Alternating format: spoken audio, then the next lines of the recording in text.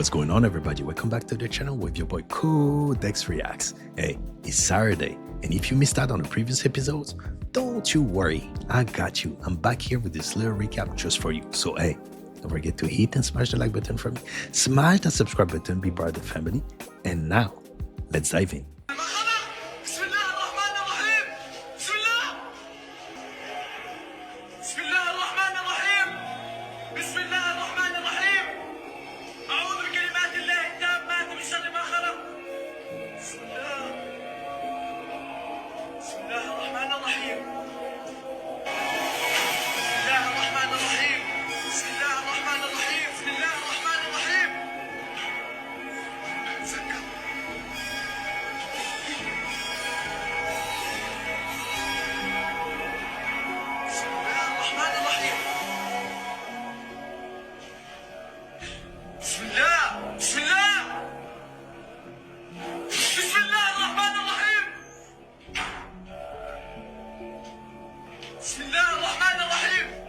Whenever you rent a new place or buy a new house, trust your gut.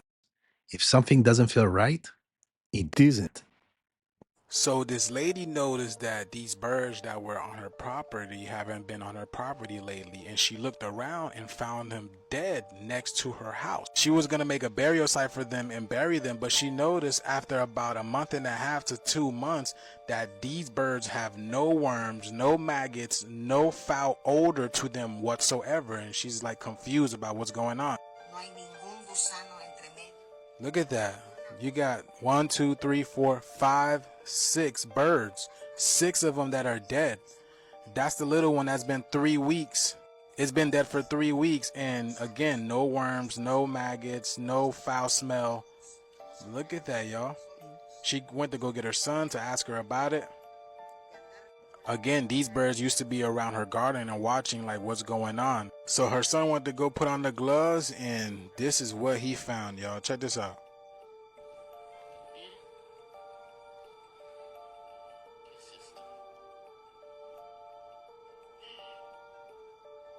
There you go. You got the chips. Whatever it is, that's one of the birds. And he searches all of them, and they all have this within them.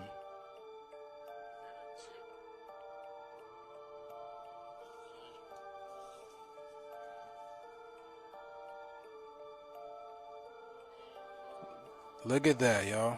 Every single one of them had them in it.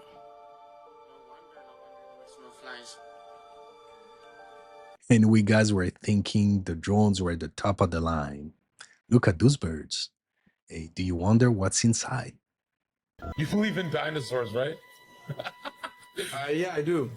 When is the first dinosaur bone ever found?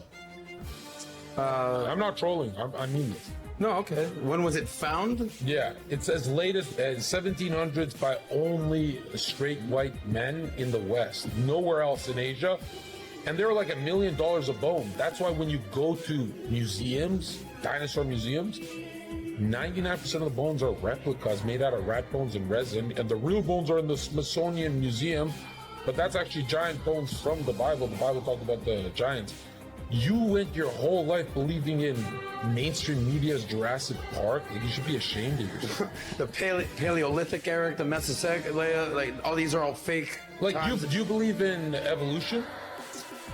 Yeah, to a certain extent, yes. Where are the intermediary species between the whale and the whale that grew legs over millions of years of That's adaptation? a good question. You know, for example, that some animals don't die. Crocodiles, alligators, flounders, they just keep getting larger. They don't die at all. They're just as vigorous at 70 as they are at 5. So how come your textbook says that crocodiles die at age 70? That's because the zookeeper died at age 70, okay? Crocodiles just keep on going. They have no known finite lifespan. They simply get bigger.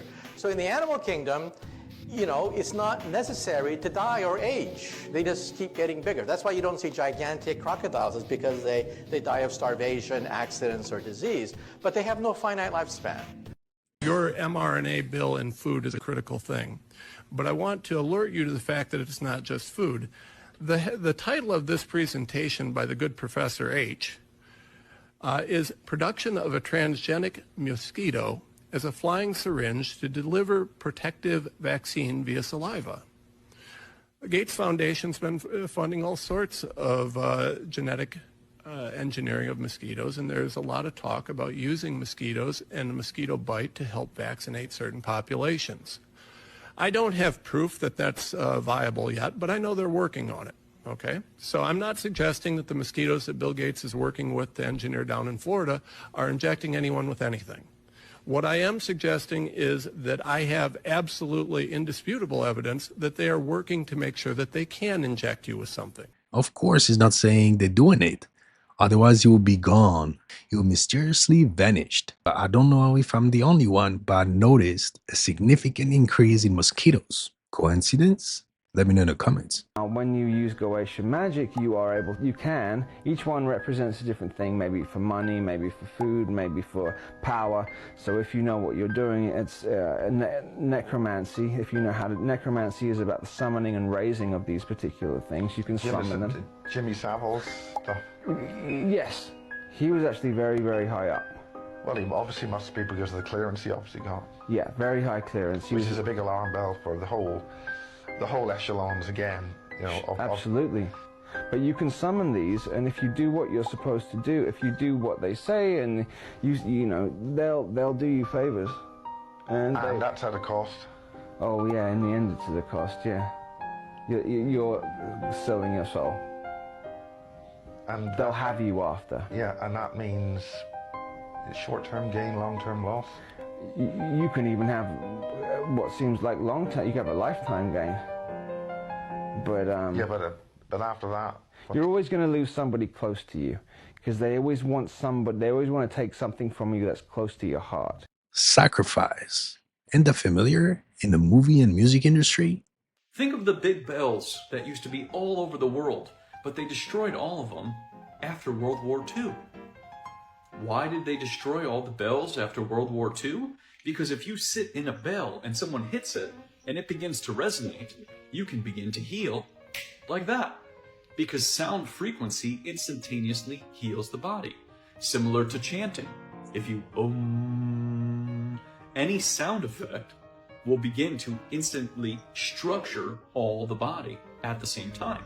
That's what used to happen in the cathedrals. They would ring the bells, or they would play the pipe organs, and all of the cells in the body would instantaneously become structured, which would instantly heal them. But they had to get rid of the pipe organs, which are made from lead, which is interesting, and they had to get rid of the bells, because both of those can heal people. Now imagine if a bell of the size of the massive bells we were shown was ringing in a cathedral, okay? Now imagine the frequency that would come out of the cathedral into the town. You could heal the entire town instantaneously just by ringing the bell in the cathedral. They had to break all those bells. All the bells you ever look up. Just type in like bell in whatever country or city you're in, and notice how all the bells have a crack in them and they're broken.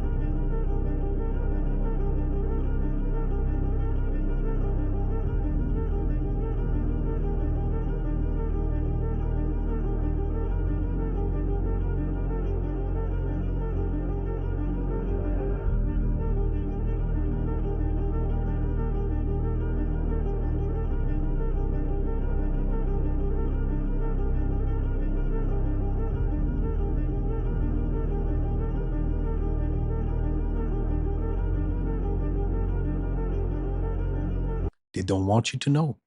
But why they don't want you to know? because the right frequency has the power to heal you from anything. Ladies and gentlemen, this is the Mark III X-Fuel Hybrid Conversion System for the OTR semi-truck and diesel truck market. This is external power for the creation of a burnable fuel in a consolidated controlled platform. It uses grid tie and solar charging to separate water into hydrogen and oxygen in higher volumes than has ever been done in the history of mankind. We built it for the semi-truck system here, and we also built it for the diesel pickup truck again, and the gasoline pickup truck system.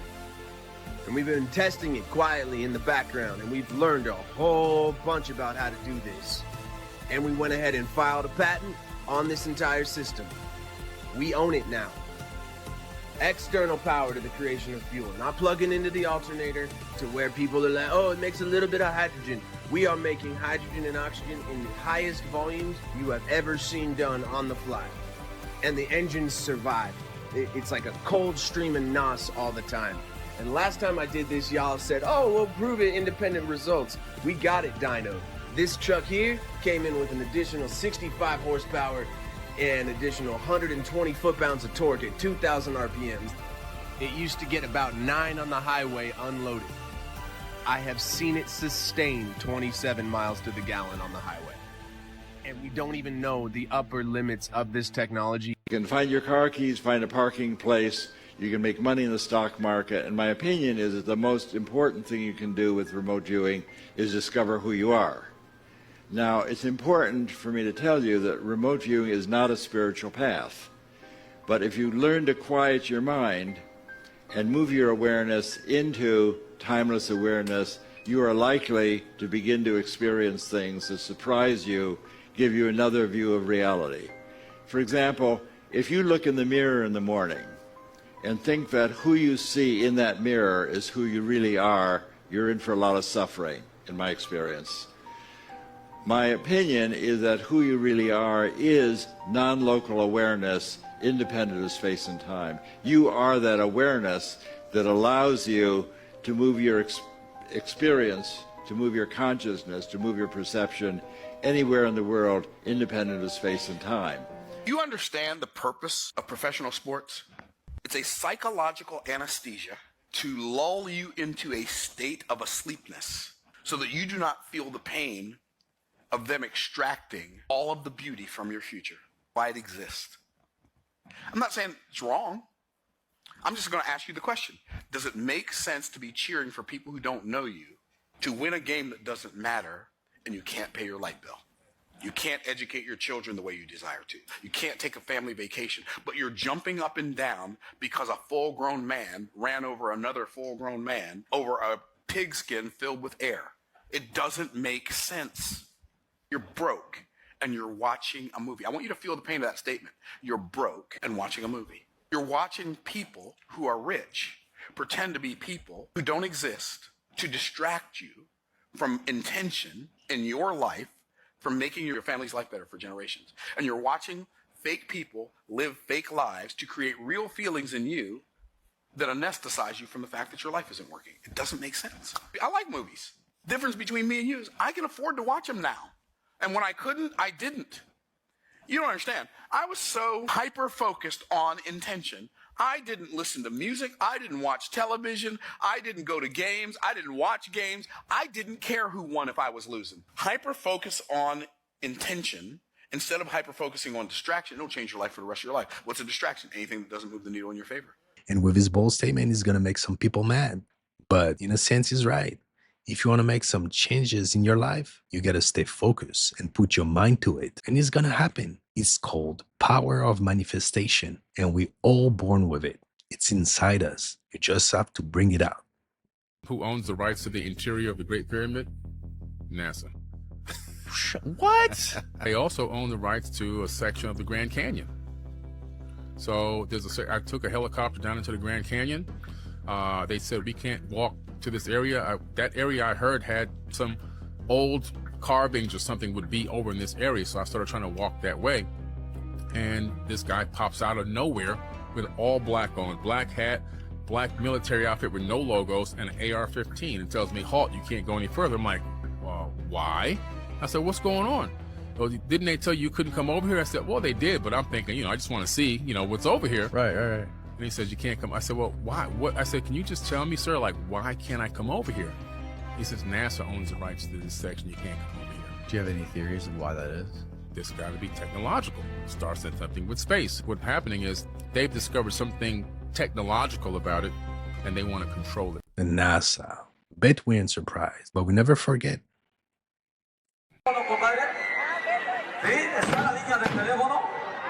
Por favor, aquí está la señora. No, compadre. La flechera cruzada en el Medina. Y aquí se viene el tremendo Chupas. Vamos a ver, ¡yanta, papá! ¡Yanta, papá! ¡Yanta va! ¡Yanta va! El tremendo Chupas. ¡Qué perra monta! ¡Qué perra monta! ¡Monta, mis amigos! ¡Yanta de cintura! He's in trance. Look at this. I won't try.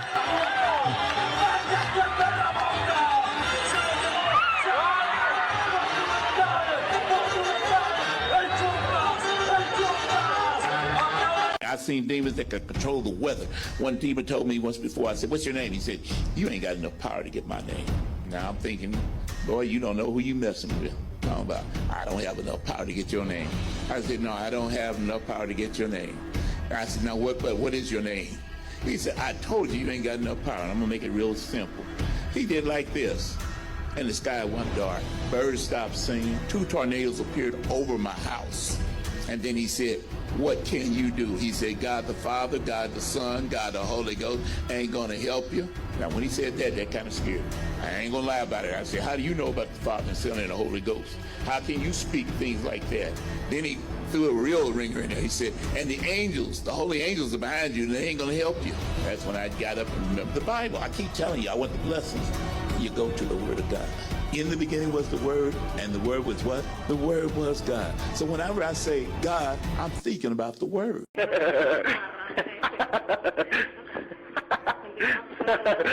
Ah, no mames. ¿Qué? Pasó algo. ¿Qué pasó, no mames? A ver, ven. No mames, pasó algo, te lo juro que pasó algo, ¿eh? Se mueve, ya se mueve. Vete a la verga. Yo no voy. No mames.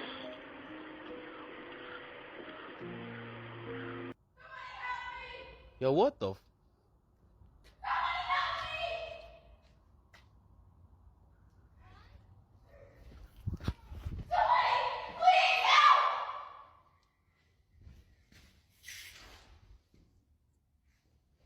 What the?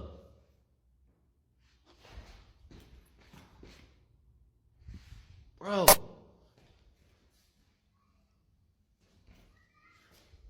There's nobody in here.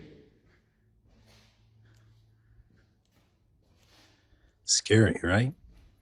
Yo!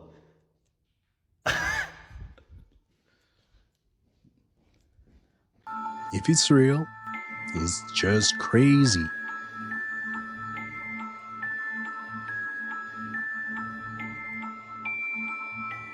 That Bigfoot can handle a bear. Look at that. It's a beetle that they find in the wild, and this beetle might be the reason we're able to make flying cars, flying everything, literally levitating hoverboards, all of that. Okay, let me see. So it's the same scientist that he took a beetle wing, he placed it on top of another beetle wing, and it like bounced off almost as if it was a magnet. Oh, okay. Check this out. Oh, maybe I have seen this video. This is a real video. Today we're He going just to tested get it. one of these shells to hover over the other one.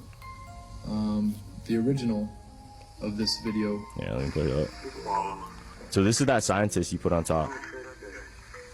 And it floats on top. It levitates on top.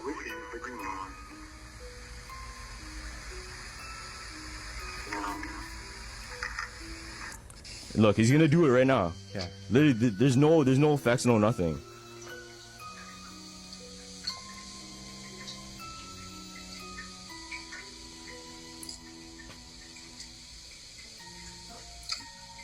Look, you see it? It's like hovering. Look, you see it? It's hovering. Shit. It's literally hovering, bro. That's wild. That's straight off, like you said, frequency, right? So, what if you use a microscope and go deep into what the wings are made of, the pattern is what? Is the same geometric. Is that why beetles were sacred to ancient Egyptians? The solo cups, some metal foil, and a speaker cone spring. But when I put this thing up against my beehive,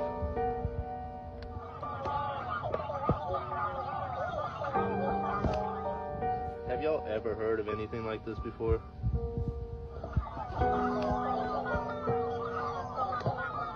But there's no sunlight coming in and hitting that light, right?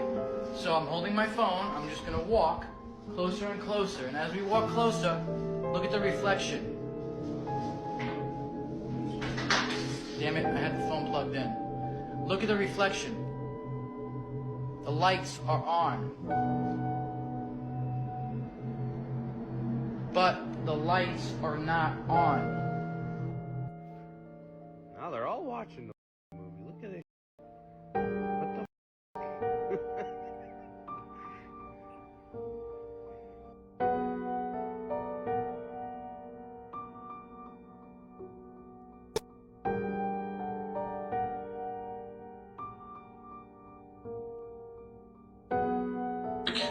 Very 80s looking guitar.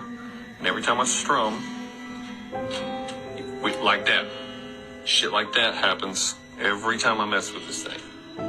Shit like that. What is something you've seen in an exorcism that leads you to believe this cannot merely be an issue of mental health, that this is actually supernatural?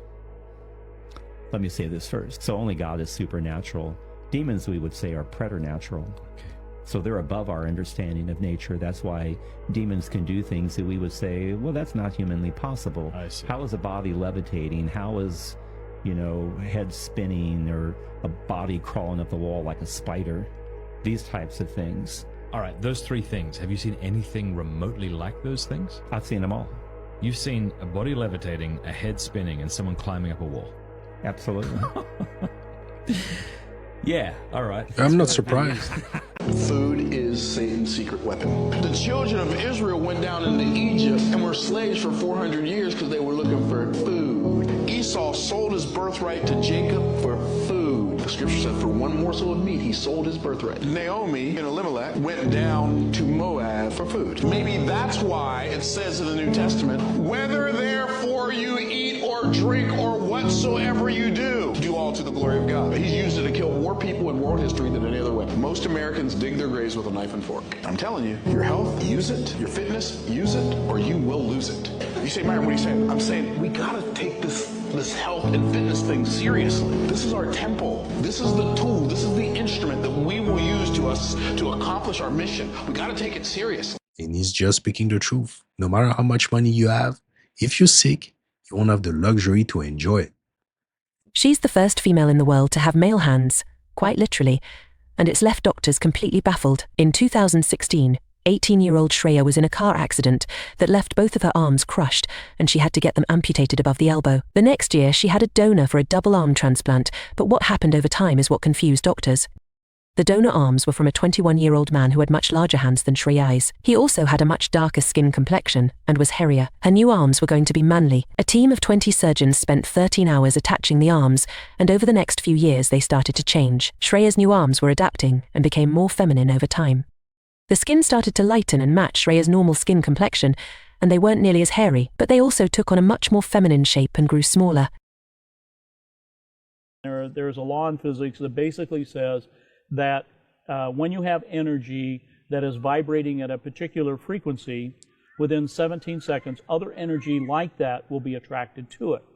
So if I'm having a positive thought or a negative thought, then what happens is that energy is attracted to it. I have other thoughts that are like that thought. So if you do that 17 seconds, for 68 seconds, then momentum begins to occur. So let's say that I'm normally, all of our emotions have a frequency to it. So if I'm in despair or anger or worry, all of those are lower, denser frequencies. You get into things like contentment, happiness, joy, love. Those are higher, faster frequencies. So let's say that I normally live in contentment. And that's my set point, because that's where I live. I think about that all the time. That's what my makeup is, that sort of thing. So I'm driving down the highway. All of a sudden, a car cuts me off, and I get angry. So now I'm in the lower, denser frequencies. And so then I go back to the office, and I'm telling all my colleagues, you know, here's what happened. You know, this knucklehead cut me off. Go home, tell my wife that. What am I doing? I'm vibrating angry energy. So I go to the supermarket, and there is somebody in line. I have 3 items, and I'm getting in line, and somebody ahead of me has 38 items. And the guy that's running the cash register, it's his first day, and he's not doing very well. He's very slow. Is that a coincidence? No, it's something for me to get angry about. So I'm attracting into my world whatever it is that I'm vibrating. So where my thoughts are, that's what's creating my reality. You're having a bad day and it's just getting worse. So you have just to snap out of it and bring positivity. And then you attract more positive things. And he's right, 200% right. Science guy, but science will never be taught in school. The Ark of the Covenant ain't some spooky little story. It's what do you think it is? Think it's like a nuclear generator or something like that? What do you think it is? Whatever the nucleus is, that would nuclearly power something that would have initially been in the pyramids, would also have been in the Ark of the Covenant, which would be the same thing. It's something that you can't fuck with, and it's radioactive, and it's very powerful. That's why they but gotta it put all still the has rocks to around be. it. Oh shit! That's what I'm saying. Nobody's telling any crazy stories, my man. Not globally. No. Everything. Well, it gets less crazy every year. It gets less crazy every year. 20 years ago, talking about any of this stuff was straight up nonsense. Yes. But now people are like, hold on. That's probably what disclosure actually looks like. It looks like a slow trickle integration into the zeitgeist to the point where it's just normal. Because a lot of times they're right. Joe Brown telling the truth. Joe Brown been talking cash money bullshit, and nobody's put a gag order on him. Right. Nobody's hit him with a cease and desist, and nobody's threatening him with defamation, which means only one thing: he ain't lying. Right. So if he's not lying about her, why do we want her to be president? All they're going to do is use everything about her against us. Right. She's too busy f***ing everyone in the cabinet to run your country. That'll be the first thing they say. They'll attack her sexuality. Well, who do you got over there, Montel? Like, why do we want that? I think black people should vote for black Americans. Cornel West and Dr. Abdullah are black Americans. If we vote DNC, we're voting for liars. It's just that simple. The DNC is lying. I don't trust the Republicans either. Please vote for Kamala, because she'll make sure that when your daddy, when you're 12, you can get an abortion too. Like, we don't just need to make sure that we stop leaving fathers in the house that think it's good to impregnate their 12-year-old daughters. That sounds like more of the issue than pregnancy to me. The one thing they didn't mention in that story was when her father was charged and sent to jail for it. I didn't know about that. It doesn't matter if he had the nuclear codes. Okay. The Presidential Records Act, and Bill Clinton took literally recordings of a classified conversation and took them when he left the presidency, and he put them in his sock drawer. It's called the Clinton sock drawer case. No bullshit. They went to federal court, the government, and the federal court adjudicated that President Clinton, as a president, has the Presidential Records Act. He can take what he wants. The court never even found out what was on the recording. So then why does this DOJ come in and say, well, it doesn't kind of apply to Trump? And then you interview Joe Biden, and he was never president. He had 4 different locations of 20 years of classified information. Delaware, his offices in Washington, D.C., and 2 other locations. But their excuse to not prosecute Joe Biden was, well, basically he's too inept. He's too feeble-minded, so we're not going to prosecute him. That's not, I've never heard that. Garland came out and literally said, well, we don't think Joe Biden meant to do it.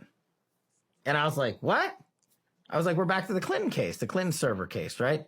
It's like when Comey created this new legal fiction. No reasonable prosecutor, first of all, it's not the FBI's job to ever make a prosecutorial decision, but no reasonable prosecutor would bring this case. I was in the National Security Division at the time. I was doing the discovery for Benghazi where we found her freaking email. And then they took that investigation away from us. The game is crooked, guys. What do you guys think? We talk about the viral video going with the thermal in Mexico with the thermal camera. Did you show this to me before? Nah, I don't think so. Okay, so there was this group of friends that were camping in an area that was very open, right? And one of them felt like there was someone like looking at them. Yeah. So they had their tent set up and stuff like that, and that one person kept going, guys, like, I think there's someone around us. I hear something around us. I don't think it's a animal. It's like I hear steps, right? So that same night, there was a guy with a drone. He was like, okay, we'll put the drone up. It has thermal. So we'll walk around with the drone and see if that person follows us. We'll see, right? Yeah. So in the video, there's like 6 white people because it's thermal, and they're walking, and they move the drone kind of like to the right behind them.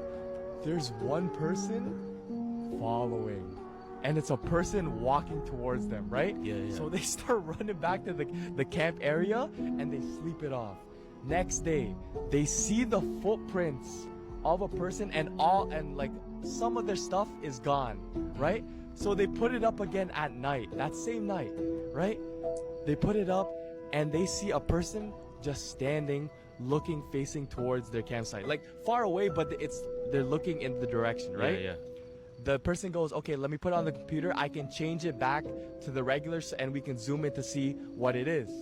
They zoom in, fam. Yeah. On the thermal, it looks like a person. I don't know why, but on the normal camera, it's a deer. But no, the whole time in the video, you can see a person walking. Wait, so it's like, so it's a deer or it's a person? It kind of like transformed. They're like, why is it a deer? The whole time we can see arms and legs in the thermal vision. And that deer is looking straight up. He knows. Creepy. 7th, I don't think many people were engaged with what is happening in Israel. You know, we kind of all said the same thing. Israel is our friend and ally. I count myself among those people. Post October 7th, the world, and especially I would say Zionists in media, were demanding that we all pay attention. And when we began to pay attention, we didn't like what we saw. You cannot tell me to ever feel comfortable with 18,000 children being ruthlessly murdered. You can't get me to feel comfortable as a Christian with the amount of more explosives dropped, tons of explosives dropped on Gaza than were dropped in Hiroshima. This doesn't make sense to me. Gaza is 30 miles long, 7 miles wide. It's incredibly dense population. And this is, by the way, according to Haaretz, that 40,000 Palestinians have been murdered. I believe they're getting those numbers from the Gaza Health Ministry. And here's what I would like to say to you, Rabbi, since you're quoting scripture, okay? The one that's relevant to me is woe unto them that call evil good and good evil, that put darkness for light and light for darkness. And if you'd like to dive into a little more scripture, I think what's relevant is Revelation 3:9. Behold, I will make them of the synagogue of Satan, which say they are Jews and are not, but do lie. And I'm speaking directly to you, Rabbi Shmuley. The fact that you would try to say, I am Jewish and this is what I believe, and do and say the things that you are doing. People can see and hear evil, and what you are doing right now is an act of evil. The lies that you are telling, not just on me, but also on my family members, are a good example for the world to see what we are referring to when we call something radical Zionism. 18,000 children. That's a genocide, period. Have any particular species of extraterrestrial that hangs out there more than has large groups of Sasquatch. Yes, thank you. You know how many people up there are just going to want to hug you for saying that? So the Sasquatch, are they related to like Cro-Magnon? There's a lot of stories about that. They are mostly related to the idea of the early naturally evolved hominids on your planet that you refer to as Homo habilis. Oh, interesting. Homo erectus. The idea of the ancient extraterrestrials called the Anu, who arrived on your planet hundreds of thousands of years ago and used some of those early hominid beings to inject genetic material in them and create Homo sapiens, did not necessarily use every branch of the hominid. The ones that were not altered by extraterrestrial genetics continue to evolve into what you now understand to be Sasquatch. Therefore, they are the naturally evolved hominid of the Earth. If the extraterrestrials had not altered the DNA of some of the Homo habilis, Homo erectus beings, today you would all be Sasquatch. But they have evolved to the point where they understand how to use interdimensional vortices, and that's why they're so difficult to find. That's also what the First Nations teach up there. They call it slipwalking. Hmm. They can slip from one reality to another. Is there a whistling? People talk about them whistling. Yes, sometimes. That's part of their language. Fascinating. There is one particular female Sasquatch in that area that the information on which has actually been downloaded into the channel for his use in his novels. The name of that female Sasquatch is Tsemiquest. Tsemiquest. Tsemiquest. Yes, Tsemiquest. So in that area, you may allow yourself in meditational form, in contacting and connecting to nature and the earth, to open up to the idea of the vibrational name of Tsemiquest and see what happens. So in the video documentation, the film shows a woman lying on in a hospital room. She's fully awake, she's fully conscious, she believes in the process that's about to happen. Before her, there is an ultrasound technician who is running an ultrasound wand over her lower abdomen that we can see on a split-screen television. And on the left-hand side of the screen, they do a snapshot, a freeze frame of an instant in time for reference, so we can see what her condition looked like in that instant in time. On the right-hand side of the screen, we are able to watch real time as 3 practitioners stand behind her, working with the energy in her body and with the feelings in their bodies.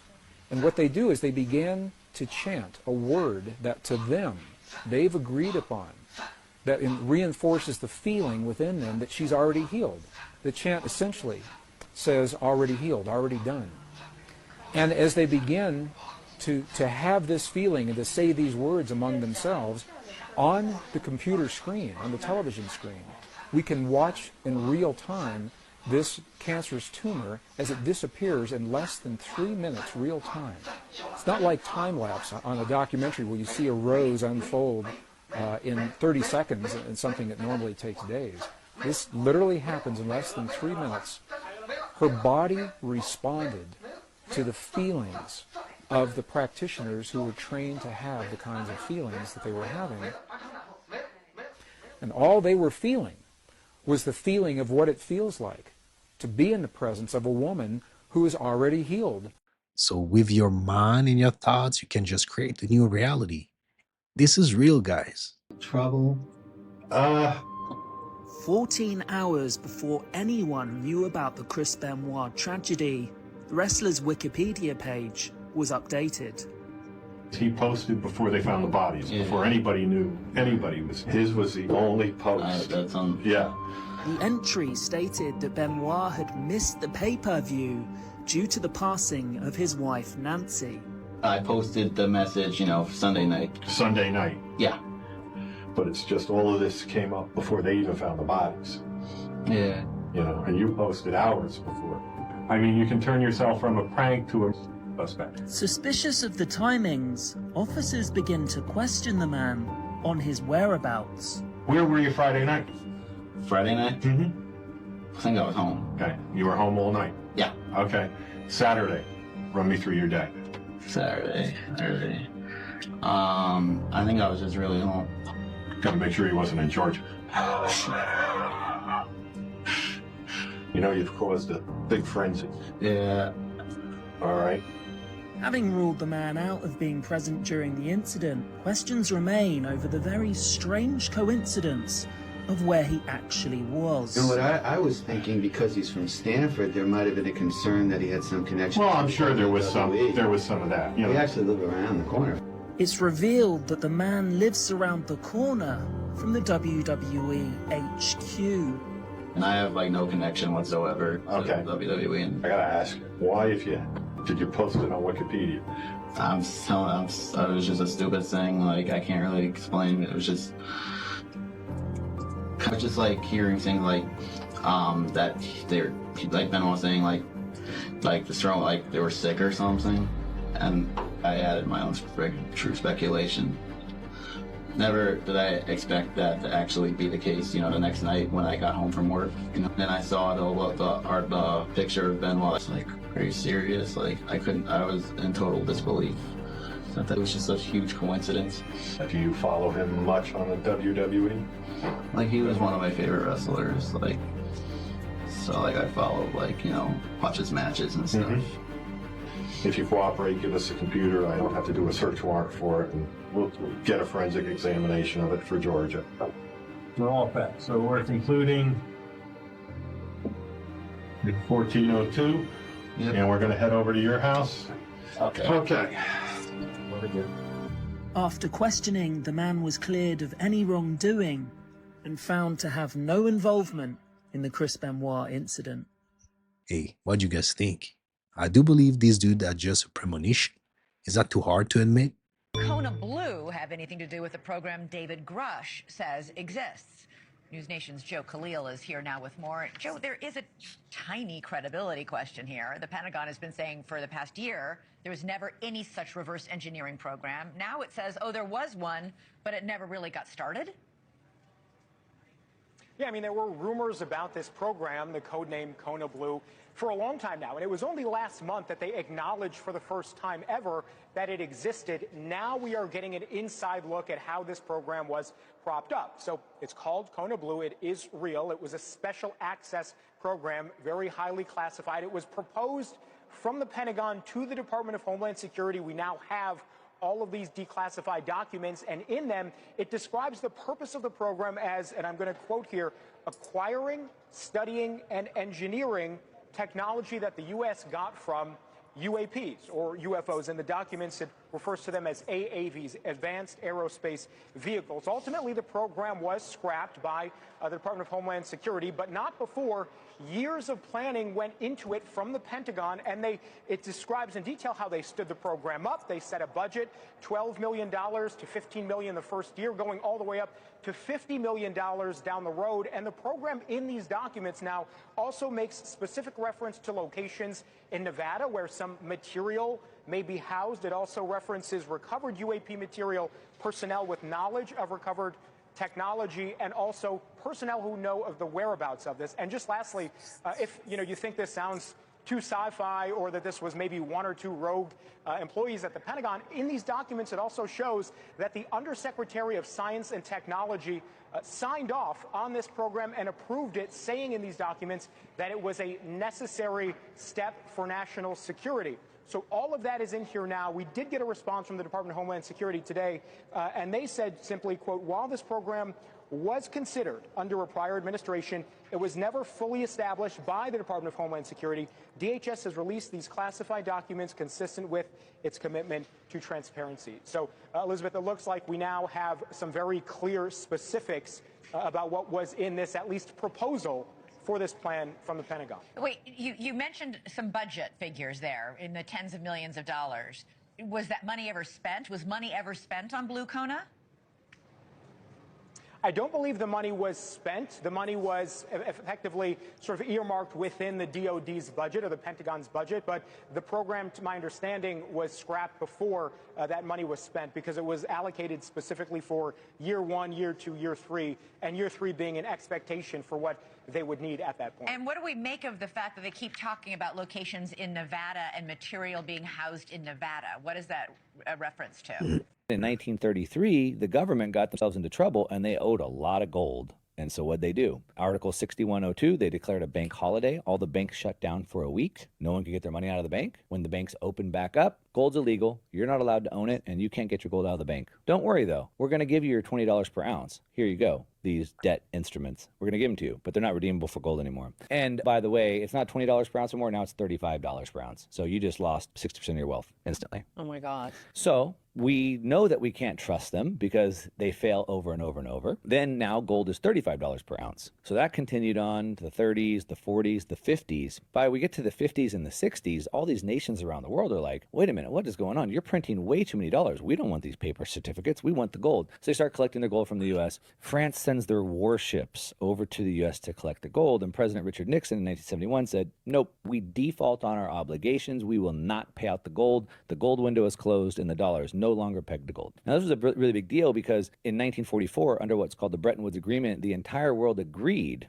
collectively that the dollar would be pegged to gold and all the currencies would be pegged to the dollar. But the U.S. lied the whole time. They printed too many dollars. And when that severed, not did just the dollar get disconnected from gold, all currencies did. So we're 52 years or now 53 years into this fiat money experiment that the world has never seen. Okay, so watch this video. Two things are about to go down. He's going to transmute his energy to heat and he's going to emit it. Look at that. The accuracy, the precision, the passion and experience it must have took to transmute into fire so effortlessly. Wow. Marshmallows.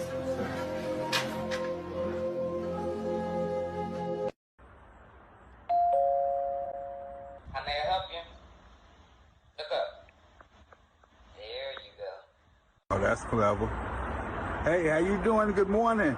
I'm with the power company. I'm here to change out your old meter. Go ahead.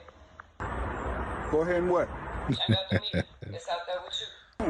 I'll be damned. It's early. Well, I'm sorry. I meant to say I need to change out, check your whatchamacallit, the switchy thing. The switchy thing? You mean the fuse box? That's what I meant, the fuse box. Yeah. Can I see your ID? They haven't gave me my ID yet. I got my vest. Right? I'm gonna be calling the police now. Get on the way from my door. You ain't good at this whole scamming thing, is you? Oh, no, ma'am. I'm not trying to scam you. I'm trying to rob you. The Rudy Gobert thing, what about it? What did you think about it? What did he do? He did that money thing and got fired. Oh, you gotta fire him. Why? Because you're basically insinuating that refs are getting paid. Yeah. Oh, my bad, Shaq. I didn't mean to bring up old stuff. But you're insinuating. Do you not agree with that? No, but you're insinuating the refs are getting paid at the game. I thought he should have got suspended. Yeah. Oh, stop it. Hey, stop it. You're going too far now. No. You're going too far. Stop it. Shaq, let me tell you something. The one thing we can never do in sports, ever, is make people think that the game is not fixed. It's not fixed. We can if we ever get to the point, any sport, if they found out, it would ruin the sport. If they found out, it would ruin the sport. Barkley is just speaking the truth. Do you guys believe sports are just rigged? There are people out there making tons of money just gambling and placing bets. Think about it.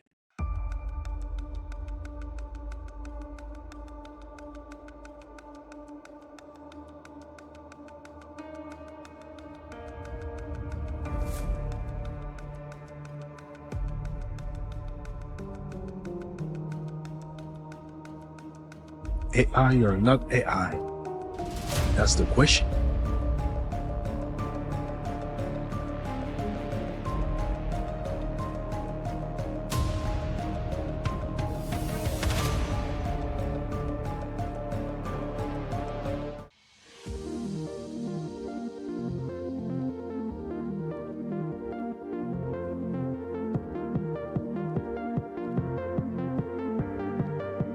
If you believe ain't gonna happen, you're tripping. It's gonna happen. Just a matter of time. Hey, excuse me, sir? Oh. Hi, we're just asking New Yorkers, what do you do for a living? I work at a slaughterhouse. What? Slaughterhouse. I work the air gun. Oh. So when an animal is no more, You take an air gun with a 6-inch rod and it's right inside your head. Oh, what's your favorite part of your job? Watching the light be released from a living creature. Oh, okay. Yeah, thanks. Creep. What are you doing? You want to come in? For real.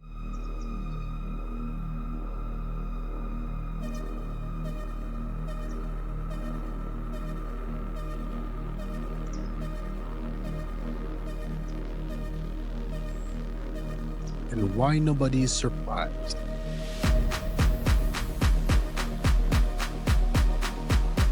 According to this interpretation, the real crucifixion of Christ was not just a physical event but an energetic one that affected the human body's energy system. It is believed that we have specific energy pathways, called axiotonal lines, within our bodies. When a certain shield mutation occurred, it caused blockages in these energy lines. This disruption is seen as a metaphorical crucifixion of the inner Christ or inner Christ grid, essentially cutting off our spiritual connection. This mutation supposedly prevented humans from accessing a higher spiritual energy, referred to as D12 or Maharada Christos, which is necessary for activating the flame bodies and silver sanctum within us. The real story of the crucifixion, from this perspective, is about this spiritual blockage rather than the physical death of Jesus. Interestingly, it suggests that Yeshua, the man known as Jesus Christ, did not actually die on the cross. Instead, he ascended, and this truth was hidden to create a martyr figure, encouraging followers to accept suffering as a form of devotion. The narrative goes further, explaining that various parts of the crucifixion story symbolize blockages in our energy system. The nails in the hands represent blocked palm chakras, which were once able to channel interdimensional energies. This ability was lost, symbolized by the nails, preventing us from using our hands for spiritual manifestations. Similarly, the nails in the feet are seen as blockages of the foot chakras, further limiting our spiritual grounding and flow of energy. The spear wound in the side is interpreted as a symbol for energetic implants that interfere with the spleen's function, an important area for integrating spiritual and physical energies. The crown of thorns is viewed as a representation of blockages in the pineal gland, a part of the brain associated with spiritual insight. These blockages supposedly reduced the size and function of the brain, which is why it's often said that humans use only a small fraction of their brains. The shutdown of these brain functions is likened to flipping off a main switch of spiritual capability. However, there is hope for reversing these blockages. By focusing on healing practices and energy work, it is believed we can start to reopen these blocked centers. Workshops like the Phoenix Workshop are teaching new methods, including anatomically correct brain diagrams that aim to activate areas of the brain and body that current science has yet to understand fully. This process is described as removing the metaphorical crown of thorns and stepping down from the cross, symbolizing a liberation from these spiritual constraints. Call it whatever you want to call it. That crucifixion was planned. By who? Whoever's in charge today. They didn't want you and me to have access to that technology for a reason. You might be able to escape. Escape what? Maybe to escape that prison. Proper video, right? Why is the lead person out of all the bad in New York City back then, even the women in the video, right? Why was the lead a transgender? Why was there, you remember the scene in the bathroom? Why was there a transgender pissing in the bathroom with the and the guy? You don't Standing remember? up, right? Yeah. You don't remember there's a woman in the bathroom with klepto, and I can't remember who the other person is, and they looking at the ding ding, and why they standing at the urinal? Like, why is that in there way back then? Got you. And I just pulled Now in the look at the scene. girl go to the scene when Buster's talking to her at the bar, and Big walk up and move in, and then, or when she say true, stop it right there and look at the knot in her throat. Not the knot in her throat. Talking about this young lady? That's her. Look at her, zoom in on the throat. Women can have a little, is that like Her name is Shamika. She was from Queens and she got killed because she was a it was didn't know it was a man, and went to have sex and found out she was a man, and she's dead, and he's in jail. So you know the story. So when you see that, are you alluding to they sprinkle it in there? They subconsciously make you comfortable with it, bro. Because that is weird for, not to say weird as a derogatory, but it doesn't make sense why that scene would be in a hip hop video when hip hop was so much about masculinity and da-da-da-da. So I mean, I'm honest, I feel a little stupid. They're pushing their agenda even back then. He flew under the radar and nobody said a word. We injected billions of people with an experimental, and it wasn't a bloody. No, it wasn't. No, it isn't. Yes, it is. It's not. not. Because it have a 100% success rate. You think it's a definition of vaccine? Well, the point is to give your body a protein to train on so that your immune system works. Technology. Who cares if it's not the same? There's plenty. There's They different used types the word of. so that they didn't have to contend with the fact that it wasn't the same technology. There are different types of. There certainly are. That are different technologies. Fine. The mRNA is a type This of used to vaccine. be vaccines. Now this is. No, it was like this, and now it's like this. No. It was like this, and now it's like this. The mRNA technology was a radical, qualitative leap forward in technology. You can call it if you want to, but it bears very little resemblance to any vaccine that went before that. And the reason it was called a vaccine was because vaccine was a brand name that had a track record of safety, and shoehorning it in that was one of the ways to make sure that people weren't terrified of the technology. You got your booster? I'm not getting no booster. Period. In front of the UN. This is exactly the beast of Revelation 13. Out of all statues, out of all sculptures, why this? If you look at it carefully, the tail is a snake, the feet are a bear, the dragon is the snake, Revelation 12, the bear, the feet, where we read in Daniel 7, he saw the four beasts. This is the symbol of UN, the beast of Revelation 13 and Daniel chapter 7. Levitated her out of the bed. No way. And I happened to walk in there. She was floating above the surface of the bed. I grabbed a sword and I killed all three of them.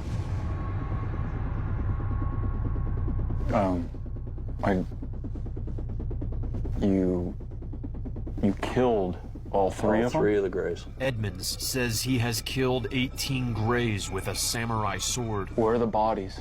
If you don't take the head, they disappear. In 2009, Edmonds collected a tissue sample and sent it to biophysicist Dr. William Levengood. He said, John, you have the smoking gun of proof of alien life here on Earth. It was like a combination of an animal and a plant. He said it has all the protein structures of an animal, but the inside the cells is actually chlorophyll. They tried to identify it with any known cell structures, and they couldn't. Holy. Crazy.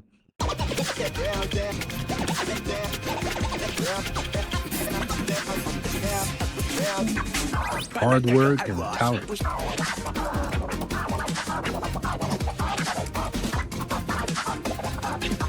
Good morning. Taylor Swift is not a psyop. Taylor Swift is not a psyop.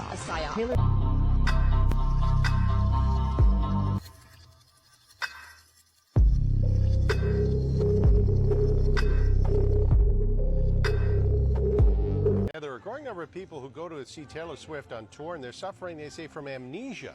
Time magazine talked to some Swifties who say after the show they're not remembering large parts of the night.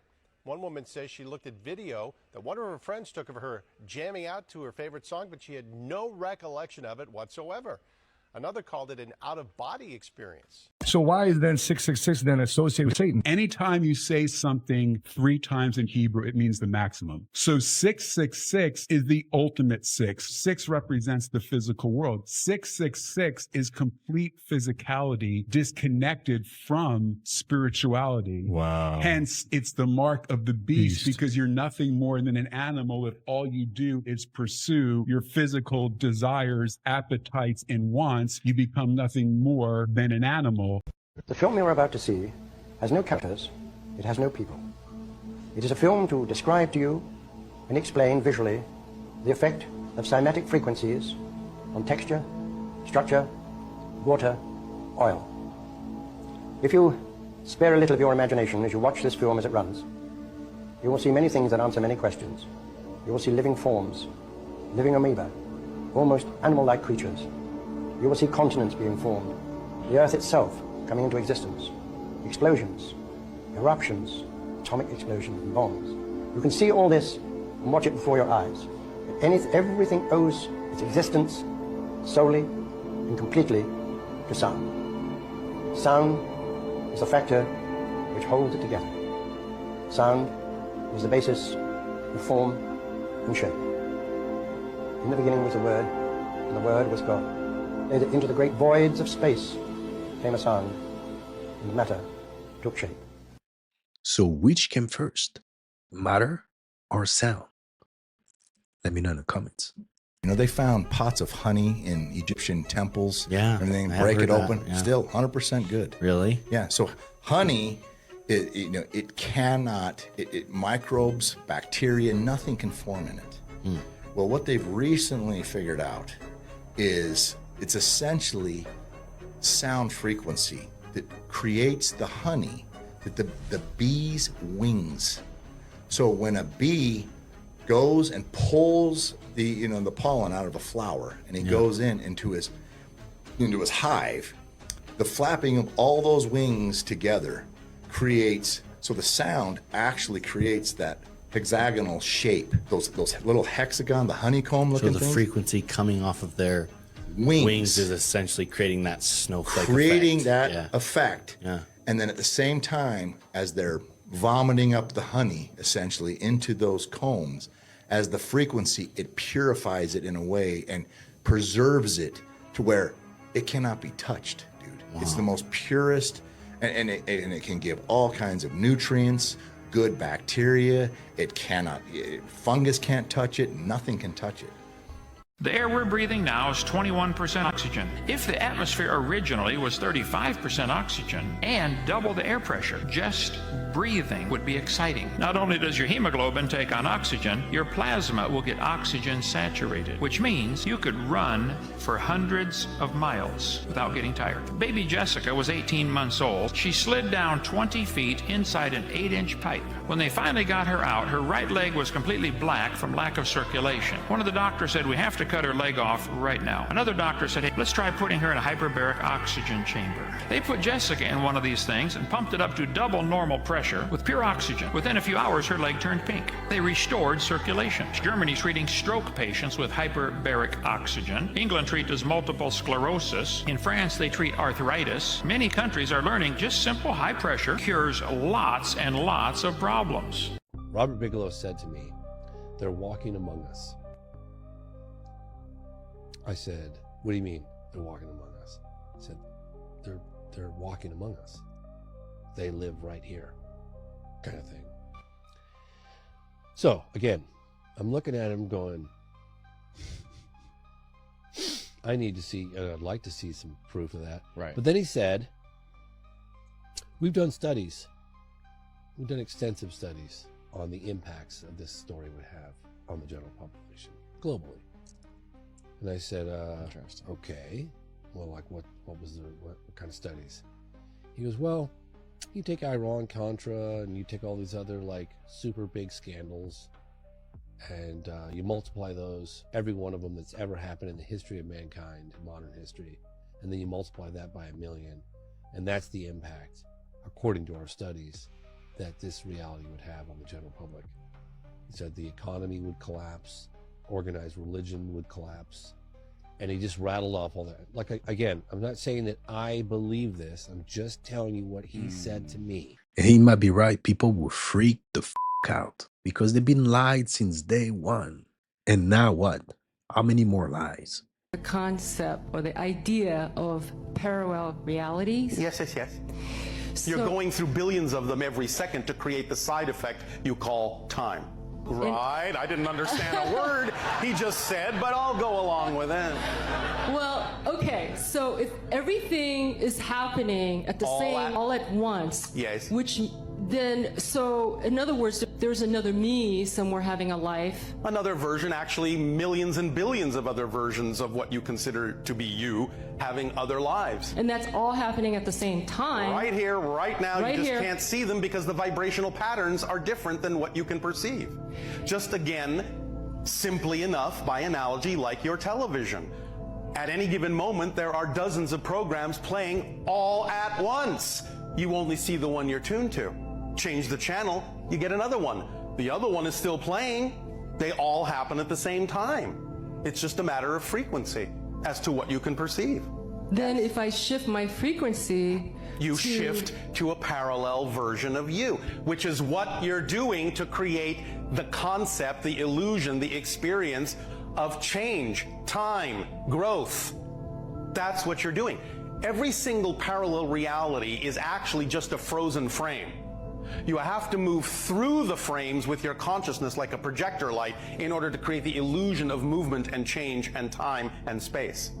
So by doing that, you're creating this idea of what appears to be the same you going through some changes, but it never is the same you. You are an utterly, completely different version of you, billions of times per second, existing in billions of different versions of Earth. But that's what you call time. That's how you create the space-time illusion, because you are essentially a timeless being. Well, how can you discover something new about yourself if you only experience timelessness? You have to forget who you are and impose upon that new clean slate an idea called space-time that allows you to have an experience of discovering yourself for the first time in a new situation from a new perspective, so that you can have a new experience. So the structure of existence never changes, but your perspective of it does, and that's what expands creation. The changes in your perspective of a structure that never changes. That's the paradox. If you don't know who that is, it's Bashar. Anyone deep this time. So if you want to watch it again, watch it again. And don't forget to leave a comment. I've had a lot of encounters. I had an encounter with a hybrid that I can't tell you all the details now, but it was a direct connection to my family being involved. They didn't create the hybrid, but they were stolen from to create the hybrid. I saw the hybrid. I've been on assignment to try to find it and kill it for many years now. I'm just going to say that. I don't care. And also, I have dealt with shapeshifters. I had a werewolf who is a shapeshifting person. This is real, guys. This isn't just the movies. Snap out of it. This is real. Okay, and this werewolf was on assignment to take out a bride of Christ that had been rescued, a bride of Satan, that they were grooming her to be the bride of Satan, that had been rescued from the cult. And so the werewolf came as a punisher, because a werewolf is an assassin. And I got in the way, and so I was also targeted by that same werewolf. So I've seen shapeshifters, I've seen hybrids with my own eyes. I've dealt with them, I've encountered them. I'm sound of mind. And this is real. The husband of a doctor who died in Disney World can't sue the company because years ago, he signed up for Disney Plus. Last year, when Amy Tang Swan, an NYU Langone doctor from Long Island, was eating at Raglan Road in Disney Springs, she was vigilant to tell the waiter about her severe allergy to nuts and dairy. The waiter guaranteed her meal would be allergen-free, according to her husband's lawsuit. But Amy soon died from anaphylaxis due to elevated levels of dairy and nuts in her system. Her husband, Jeffrey Piccolo, sued Disney after her death, but the conglomerate asked a Florida court to throw out the case because of the fine print on its Disney Plus app, which requires users to arbitrate all disputes with the company, meaning he can't sue Disney. Disney also says Piccolo okayed a similar agreement when he bought Epcot tickets online. Legal experts say this case could set a precedent. Think of all the subscriptions you sign up for. You may be signing consumer arbitration agreements all the time, and courts have ruled them enforceable. You signing those agreements every day, even without knowing. Because, hey, guess what? You go to see the doctor. Oh, yeah, sign here and there. And if you don't sign them, they're not going to take you in. And we need to do something about it because it's just outrageous. Named Curtis Jackson. They should check the EPA report since he's been there. and the toxic waste he's been allowing to be dumped around the property of Millennium Studios for cheap cash. And I'm not saying allegedly, Curtis. I know what you've been doing. You don't get no about what happens to those people in that town, but I do. I love the people in that town. I just wonder how you like that man I sent you.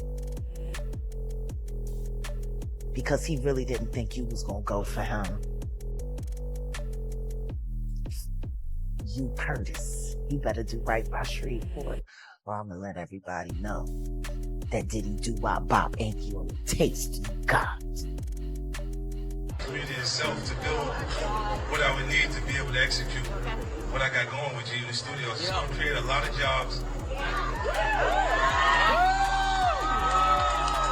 What did you say was the evidence that it happened at 10,000 BC? Well, the Giza ground plan, like we were just talking about. The Giza ground plan. Yeah, the alignment of the three stars of Orion, of the three stars of Orion's belt with the three pyramids, and the alignment of the Sphinx with its counterpart on the horizon, that gives us an astrological date of the age of Leo. Yes. And that happens to be right after the Great Flood took place, right? Through the melting of the ice sheets. Between 12,900 years ago and Roundabout there's like then. 1,000-year period there in the Younger Dryas. Exactly. And this is, again, also when Plato tells us Atlantis was destroyed. But if you go to South America, the Mayans also say that the people who built these megalithic structures, the people of Quetzalcoatl, that the people of the feathered serpent, they came there after the Great Flood. That's what they say. And they started making these constructions there and teaching the locals agriculture and trying to restart civilization in various ways. So it also aligns with what the myths tell us. Now, my question is this. If you have that level of technology, why would you isolate yourself to Antarctica? Antarctica is a place that's completely isolated. Think about it, right? All the oceans of the world, the Atlantic Ocean, Pacific Ocean, Indian Ocean, they meet around Antarctica, and it's sort of hidden away from all the other continents of the planet to the extent that we did not discover it until like the 1800s, except of course it's on a few anomalous maps. The Piri Reis map and the Orontes Phineas map and so on and so forth. But we didn't find, in our modern Western civilization, we didn't find the damn continent until the 1800s. Did they think it was safer there? Here's what I think. If they were time travelers, they needed to isolate themselves from the timeline. If you were coming from the year 2200 or the year 3500, and for whatever reason you needed to reach back into the deep past of humanity, right? Let's say Earth suffers some horrendous cataclysm, or let's say they fought a war with an enemy that vanquished them, and their only retreat was backwards in time, to hide in time. You might be motivated by some kind of, noble intention not to mess with the human timeline to the extent that you can avoid it, and initially you might decide to quarantine yourself to a place where you're not going to be observed by the other evolving societies on Earth. And Antarctica would be the ideal place from which to do that on this planet. To this day, Antarctica is full of mysteries. Mark Zuckerberg just writing in a letter that just was posted late last night into the House Judiciary Committee that the Biden administration pressured Meta to censor COVID-19 related content on Facebook, writing, quote, in 2021, senior officials from the Biden administration, including the White House, repeatedly pressured our teams for months to censor certain COVID-19 content, including humor and satire. Ultimately, it was our decision whether or not to take down content. Going on to say, I believe the government pressure was wrong. Now, this letter follows the committee's report that came out in May on the topic. And the report and the committee asked Meta for a comment. The White House responding to Meta's comment, saying we believe tech companies and other private actors should take into account the effects their actions have on the American people while making independent choices about the information they present.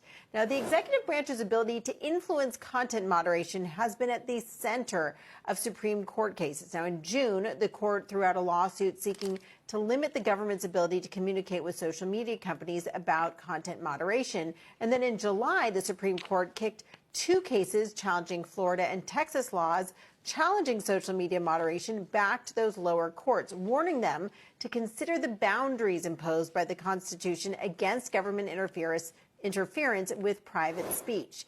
Now, Tyler and Contessa, social platforms have such massive reach, and many people would argue such massive power. The question of when and whether it's appropriate for the government to weigh in will certainly always be a contentious issue.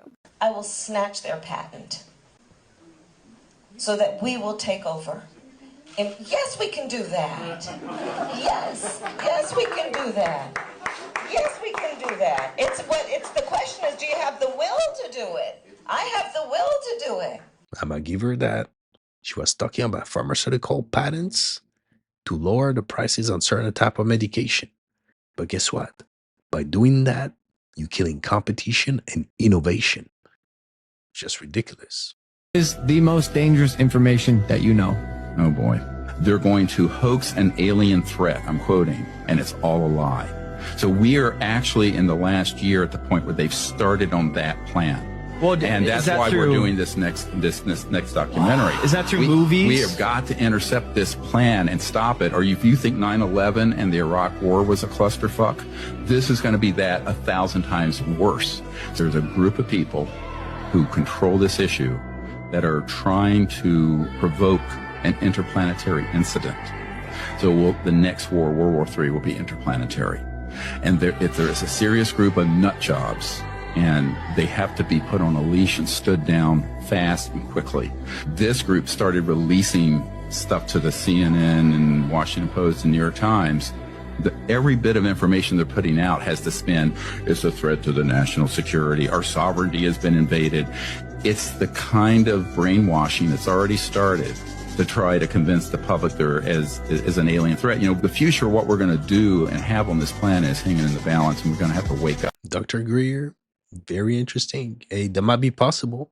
It's just going to get weirder and weirder and weirder, and finally it's going to be so weird that people are going to have to talk about how weird it is. I look for the invention of artificial life, the cloning of human beings, possible contact with extraterrestrials, possible human immortality, and at the same time, appalling acts of brutality, genocide, race baiting, homophobia, famine, starvation. The mushroom said to me once, it said, "This is what it's like when a species prepares to depart for the stars.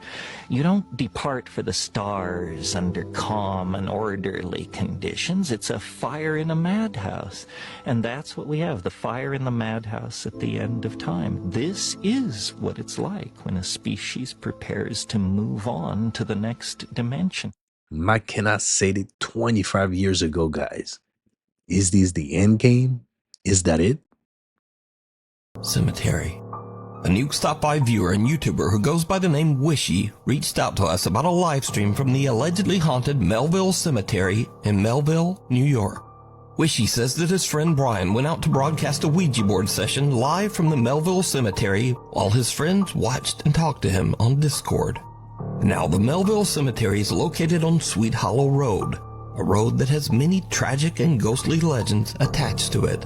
One such legend is that a school bus driver lost control and drove off the bridge crossing Sweet Hollow Road. All of the school children on the bus met a tragic fate. Another legend says that 3 boys took their own lives by hanging themselves from that very same Sweet Hollow Bridge.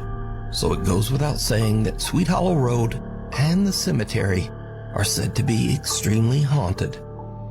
Brian is on a Discord call with his friends, who you'll hear in the background, and he is streaming live as he decides to do a Ouija board session just outside the gate of the Melville Cemetery.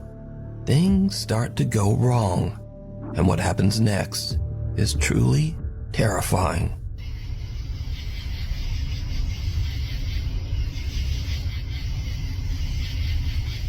Yo, that's moving. Yo, oh my god, look up. Why is it going to no? It said no? It said no. Be like, yo, the camera's moving. Yo, bro, the camera's moving. Bro, I'm leaving, bro. Yo, I'm leaving. Was it you that moved the camera?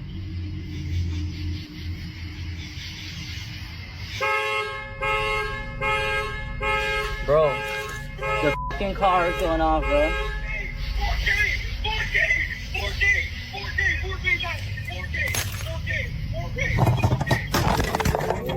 Yo! Bro. Understandably, Brian is a little freaked out, but he manages to stay calm, reposition his camera, and continue his live stream. Are there any spirits here that would like to talk to me?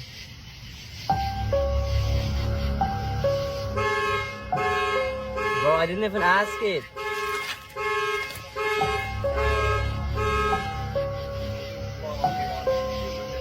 That's insane, dude. Was that you that just turned on the alarm? This boy, jump on it, okay?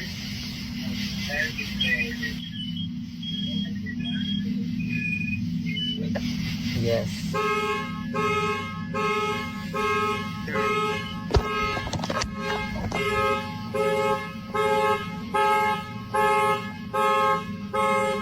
Bro.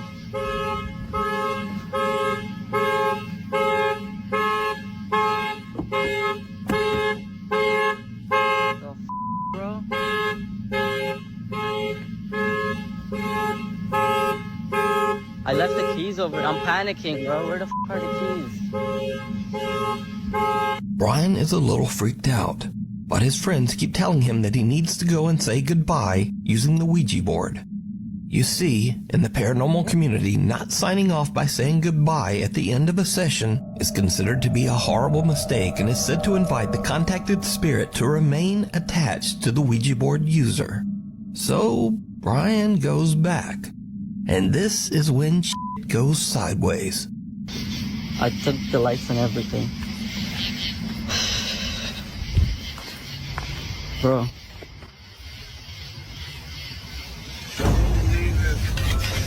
Oh my f***ing god, bro. Bro, the board went in. Get the phone, get your phone. Get out there, bro. Oh my god, I saw that. We caught that on camera. I'm leaving, bro. Yo, get the f*** out of here. Get the f*** out of here right now. I'm leaving. Get the f*** out.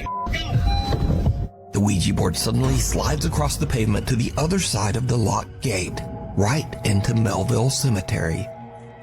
Brian starts to leave, but after everything that has happened, he again begins to worry that he didn't say goodbye after using the Ouija board. So, Brian goes back again. He plans to jump the fence and retrieve the board. I'm jumping the fence, bro. I'm jumping the fence. Bro. Bro, Chris, look at the stream. Oh my god, bro. There's a big fire in there. There's a fire? There's a fire. Get out of there, run. Yo, get out of there. I'm not gonna get out of here. Bro, what is burning though? A fire can be seen burning on the road inside the cemetery.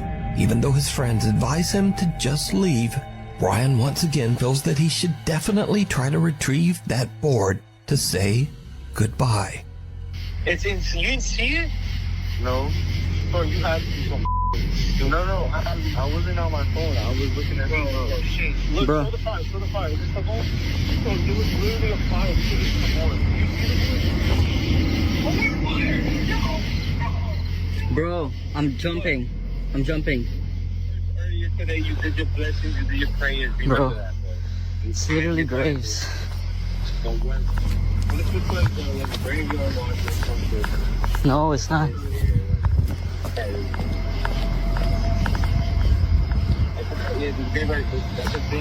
Bro, I see it. Yo, it's the board. It's the board and the planchette. No, with the planchette. Oh my god. Bro, I'm not touching it. Say goodbye. Oh, say goodbye. Try to say goodbye. Oh, the board is burnt. Oh my god. The board is burnt. Oh, sorry. I don't know the board. That was the board. That was the f***ing board. So do I just say goodbye? Oh my god. Oh my god, bro. Goodbye. Say goodbye. Just say goodbye. Try again. Say goodbye. I did. Brian is finally able to say goodbye on the Ouija board, and he just gets out of there. But is it real? Or is it all just a very elaborate live stream hoax? I leave that up to you to decide. That's in the sky right now, everybody. What the f are those? That's in the sky. Here, I'll zoom out. Like, I'm in my car, just chilling. What the f are those? We're in the Matrix. Watch his eyes.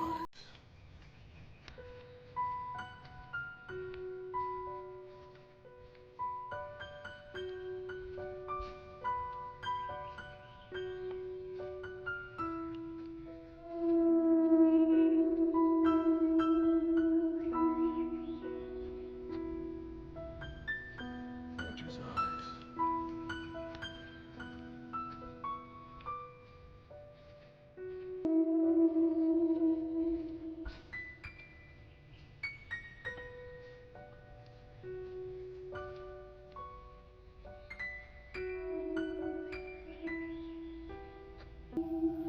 Did you see that head moving too? Because I have no problem with his eyes moving. That's an optical illusion. But the head,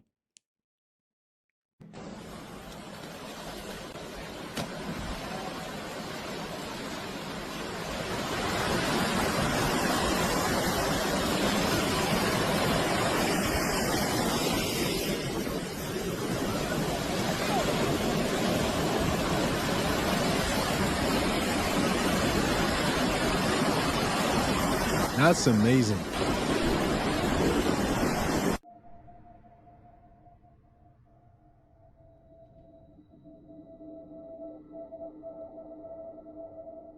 That's a shapeshifter.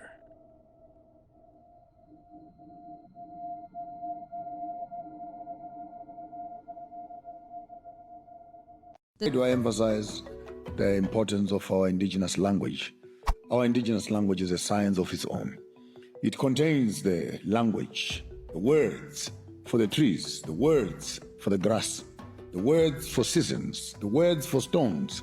And if you look very carefully at those words, you find that there's a whole technology that is involved in terms of what this tree works. For example, there's a tree down south we call mususu. Mususu is a bitter herb tree sort of thing. And the stomach of a human being in the south, we call it susu.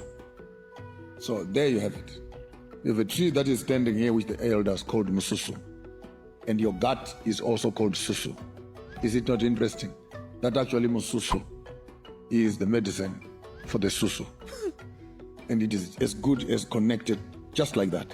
And so when you lose that language and you call it Andivikitas, what, you give it some Italian name that they name it there, you already make the local people lose touch with the value of this. And you already know what dirty games they're playing. Not only we're losing precious knowledge, but also we get lost in the sauce. It's a double rainbow. We just had a double rainbow like 2 months ago. Is that me or is it all red? Bro, it looked like the apocalypse out here, bro. No cap. Right, no cap, bro. Look at this. Yo. DJ Shaquille O'Neal shows demonic visuals at his first 360 show that sold out. Oddly enough, he commented this on one of my videos a while ago, and he said, "They even got me, man. Save me, someone please." Now, he could be trolling, or is this the truth in plain sight? And when you take a look at his visuals, I mean, someone getting crucified with chains, you have this woman praying with horns on her head, and I mean, you got skulls with horns on them and all kinds of stuff. And I'm not saying these two are correlated. They got him. Shaq is a open and proud Freemason. Can we get a close up on that? Yeah. What is the profession? Yeah, which profession are we talking about? Just look at it. Is it a legal profession? Of course it's legal. It's legal, my profession. I'm trying to read it. Okay. There's too many diamonds. Ah, that's too bright. That's too bright. Go anyway. Oh, Mason, are you a Mason? Of course I am. Okay. I'm secret serial. You might as well put your pinky out when you drink your drink. Of course I am. Put your pinky out. You know?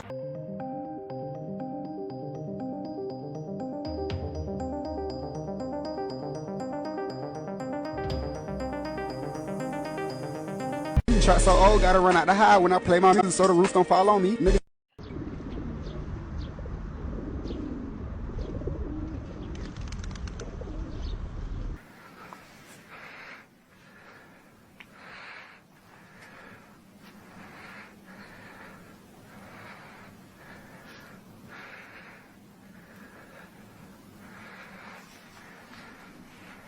Looks pretty real, though. The red rooms are like, they're notorious, but like, I'm surprised that people who they say they're like really into Hollywood and entertainment, that this is news to them. I'm like, I thought this was all everybody knew about this Well, stuff. it's in plain sight. Yeah. I mean, they put all the symbols in the trailers. It's predictive programming. This is, it's obvious.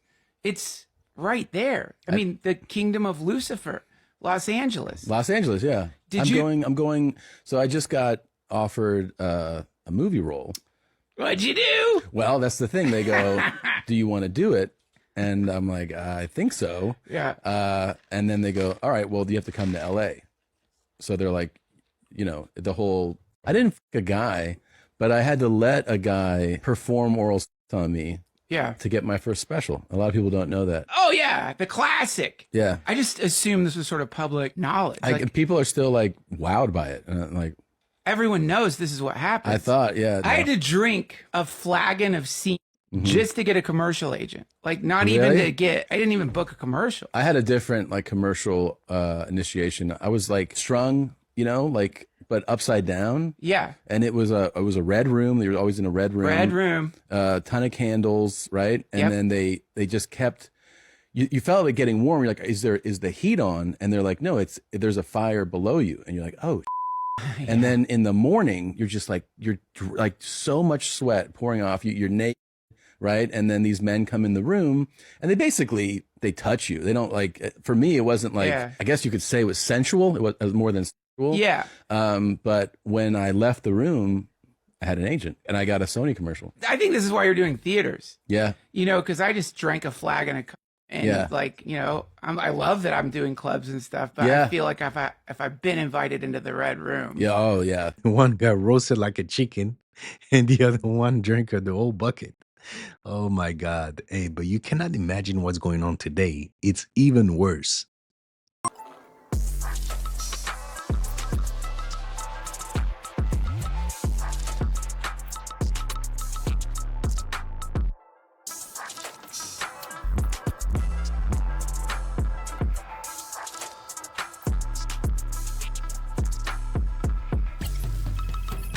That is supposed to be me, Hertz. What did I ever do to you that you would draw that picture of me? Everything. Super times for all. No danger about it. In fact, let me tell you, if you don't work in a hospital, you really are missing something. In fact, you're missing everything. You heard what he said. You're not missing something. You're missing everything. Oof. Give me the chills. Everybody knew, but he was protected by the elites. Zeus himself strike me down if I'm lying. Hey, didn't strike me though. As above, so below. As within, so without. That's the law of correspondence. As above, so below. Whatever is going on in your head is going on in your body. Whatever is going on inside your body is going on outside in your life. That's the way it's immediately relevant.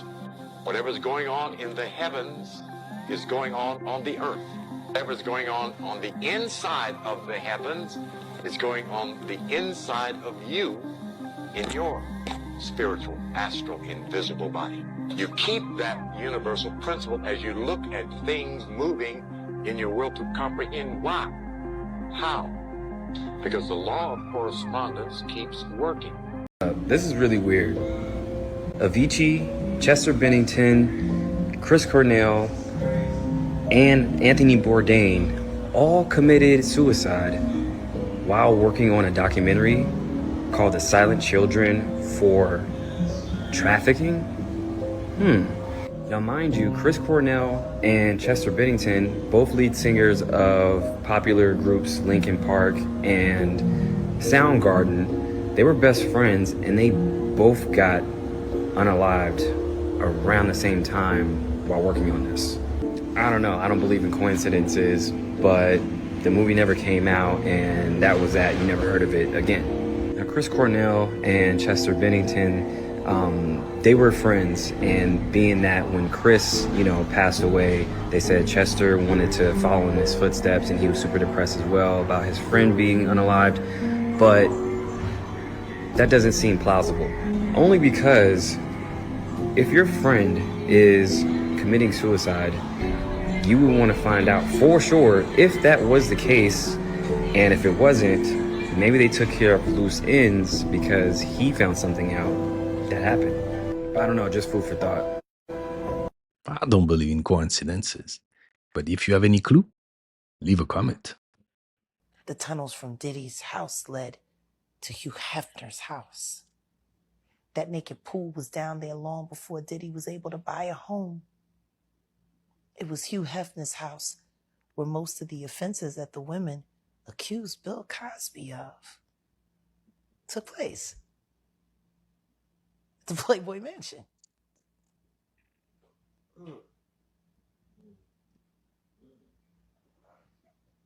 And everybody know Hugh Hefner was filming, had cameras in the wall. I don't know. Did anybody ever ask whether or not Bill Cosby had a freak-off tape?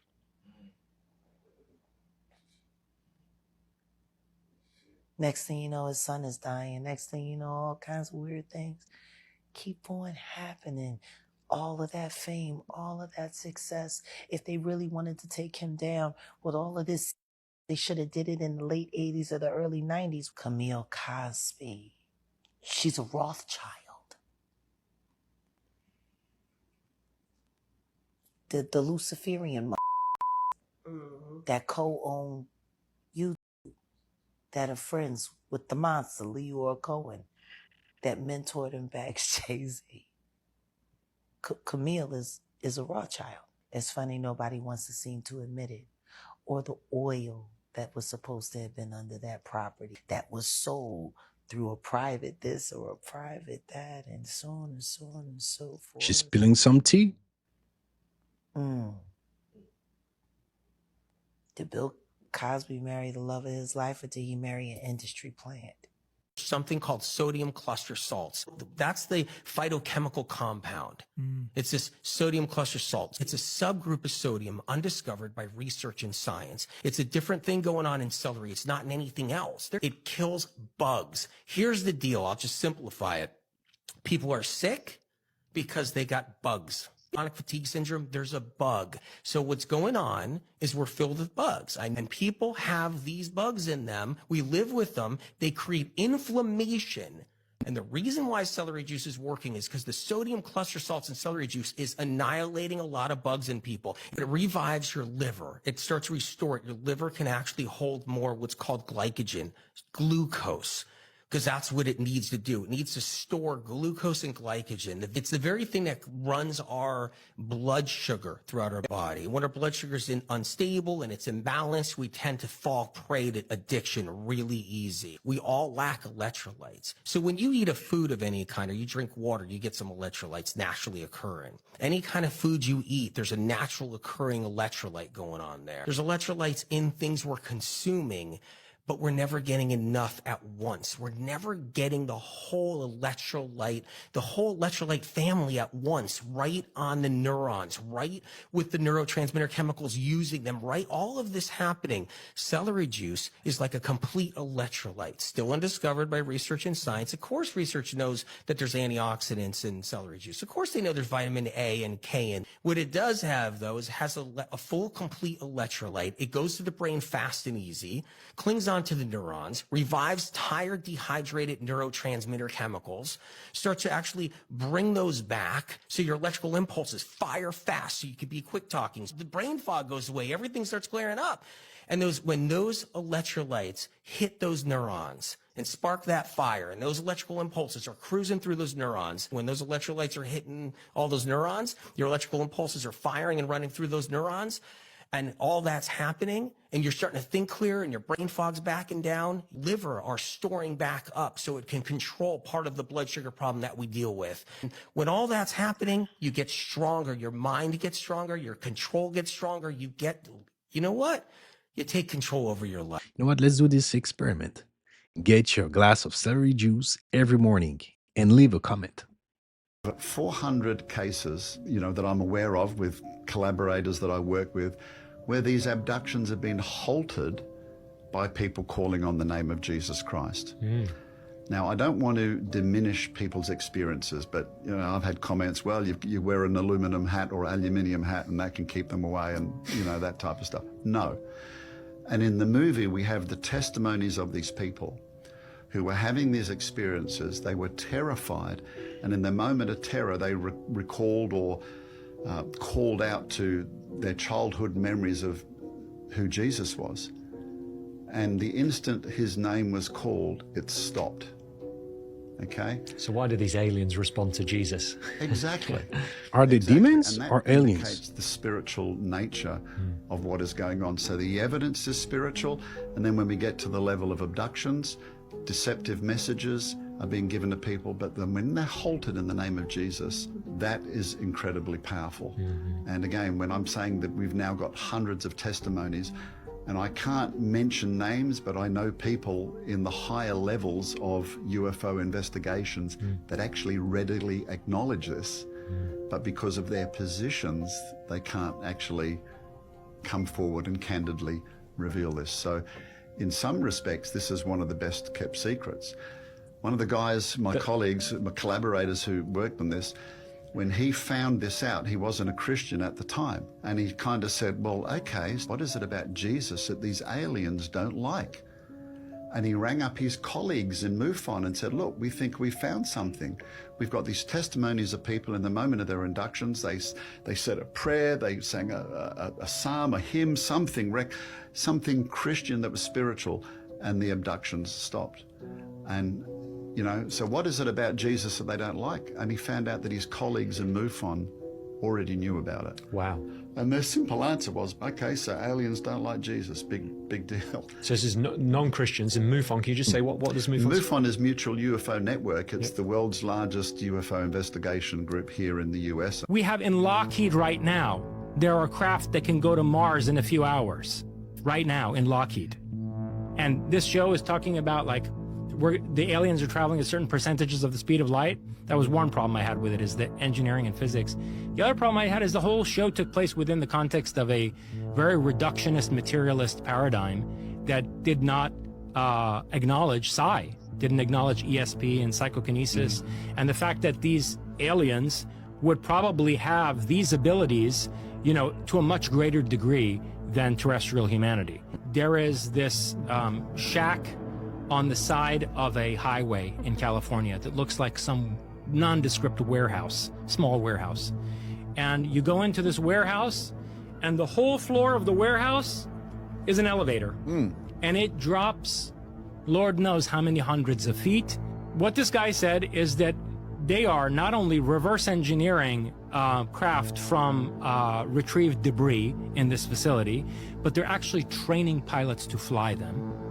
And he told me that the main problem that they have in that training program is that the pilots experience extreme disorientation because of the warping of space-time by these craft.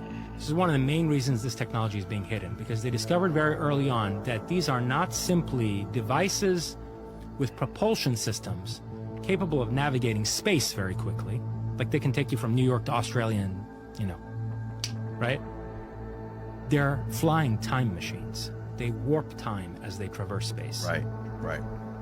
And our pilots don't know how to handle that. They have a very hard time. They get disoriented, temporally disoriented. They get their sense of the passage of time gets really messed with. The technological singularity is this moment when you have a convergent advancement of all kinds of technologies, from genetic engineering to nanotech to artificial intelligence, cybernetics, and so forth. And they start to advance exponentially, so that it's no longer a curve slowly sloping up, right? It becomes a spike on a graph. The curve becomes a spike. There's such an acceleration in the development of these technologies, and any one of them facilitates breakthroughs in the others at such a speed where all of them converge in a way that the human mind is no longer capable of wrapping itself around. And we call it a singularity or a spike on the graph of the history of human technological development, because past that spike, we can't project anymore from the past into the future. It's a limit on our human capacity to project what future developments may take place on the other side of that singularity. So you have no manual, you do a reverse engineering, like literally putting you in a plane and telling you like just fly it. Hell no, impossible. You're just gonna crash and kill yourself, period. They were told to set up a video camera in the darkened cellar and aim it into a pair of mirrors so that it could see only its own viewfinder. While it was recording, nothing unusual was seen. But when the tape was played back, these remarkable images had 1997. mysteriously appeared. Look at the date. Other times, spirit faces were coming towards us.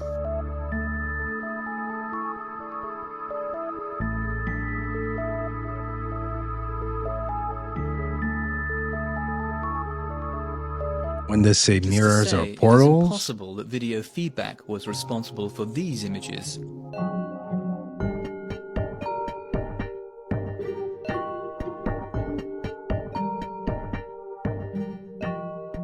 As to what some of these extraordinary pictures represent, we can only guess, since their meaning was never explained to the Skoll group. Nothing unusual was. They were told to set up a video camera in the darkened cellar and aim it into a pair of mirrors so that it could see only its own viewfinder. While it was recording, nothing unusual was seen. But when the tape was played back, these remarkable images had mysteriously appeared.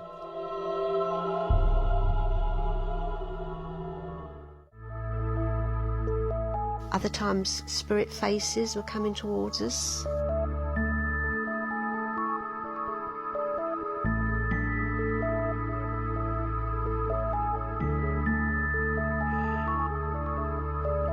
Needless to say, it is impossible that video feedback was responsible for these images.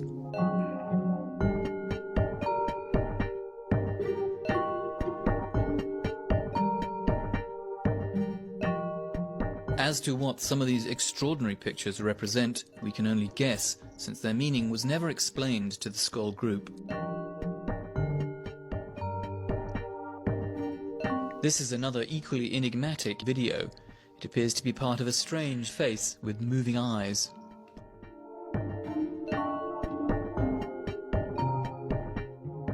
We spoke to Dr. Scher at his home in Switzerland.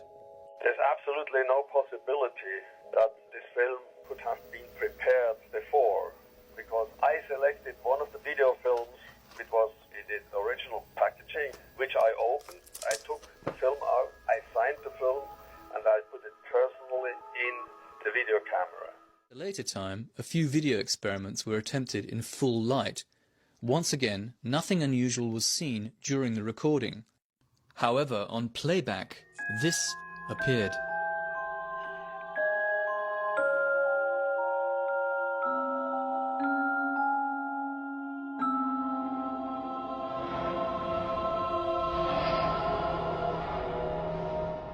and when they're telling you mirrors are portals.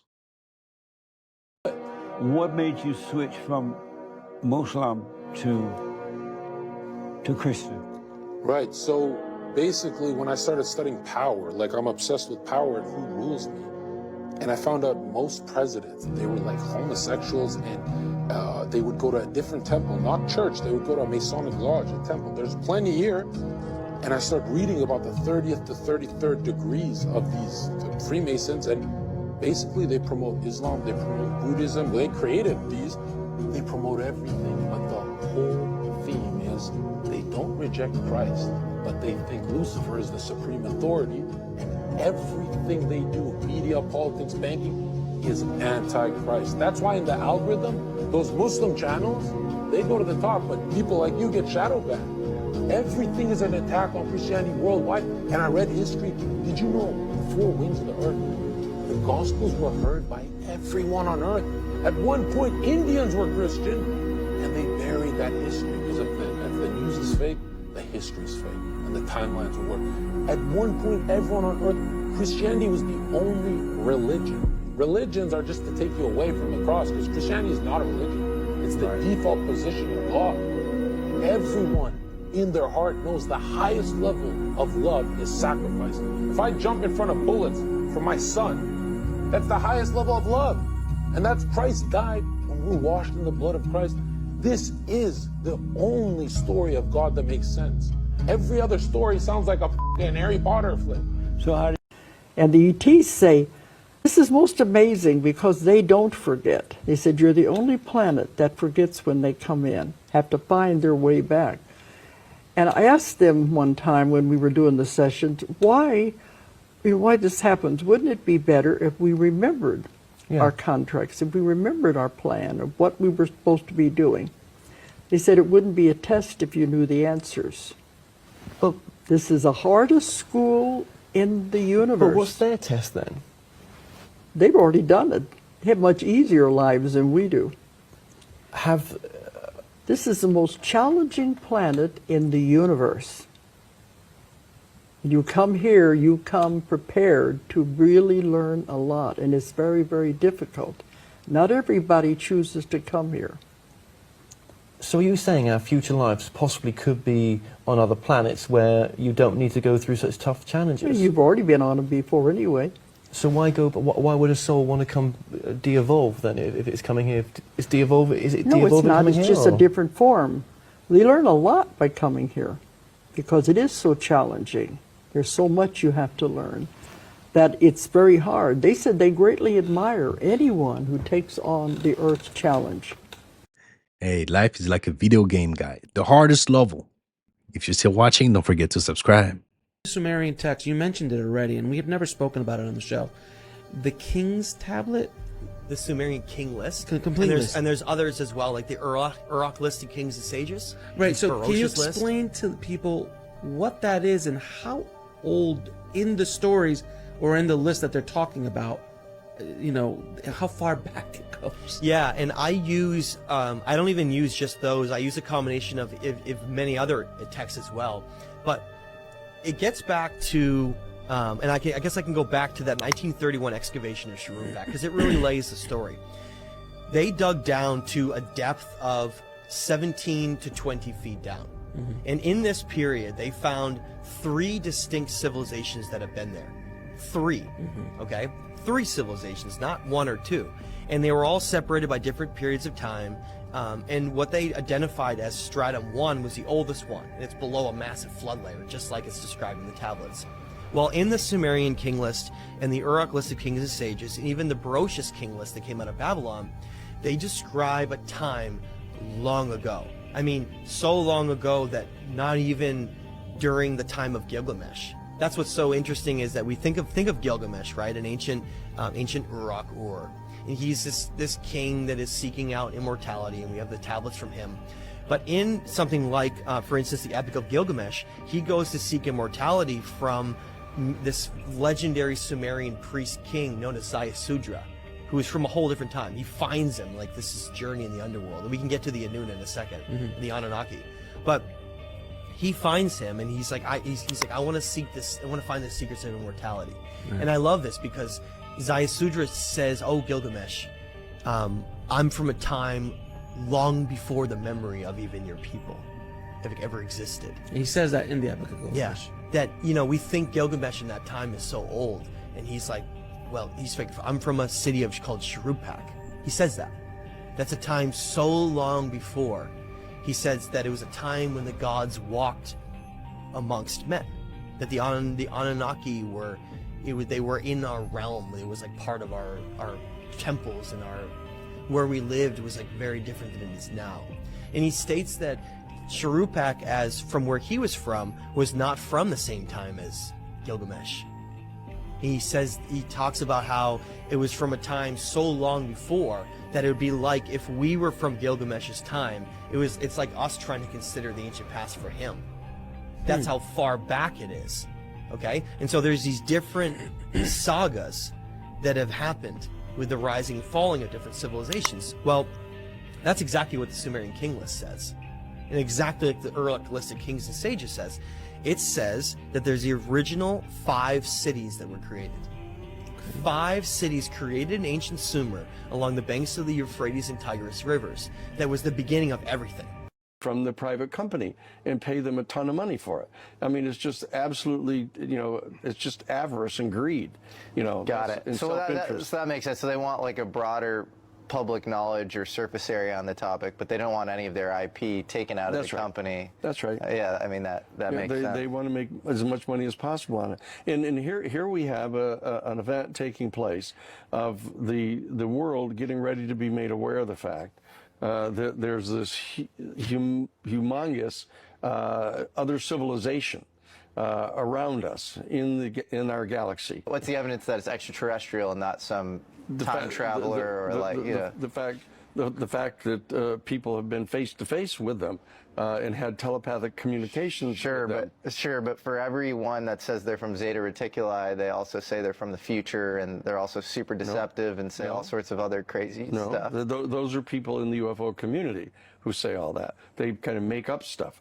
But the fact of the matter is just as plain as day. No, but I mean, if you look at the Edgar Mitchell database, any of the databases around this stuff, I actually think it's split. Like, I don't think it's clear that they're from another planet. In fact, there's one hominid species on Earth that's sentient, upright, bipedal, that has advanced technology, and it's us.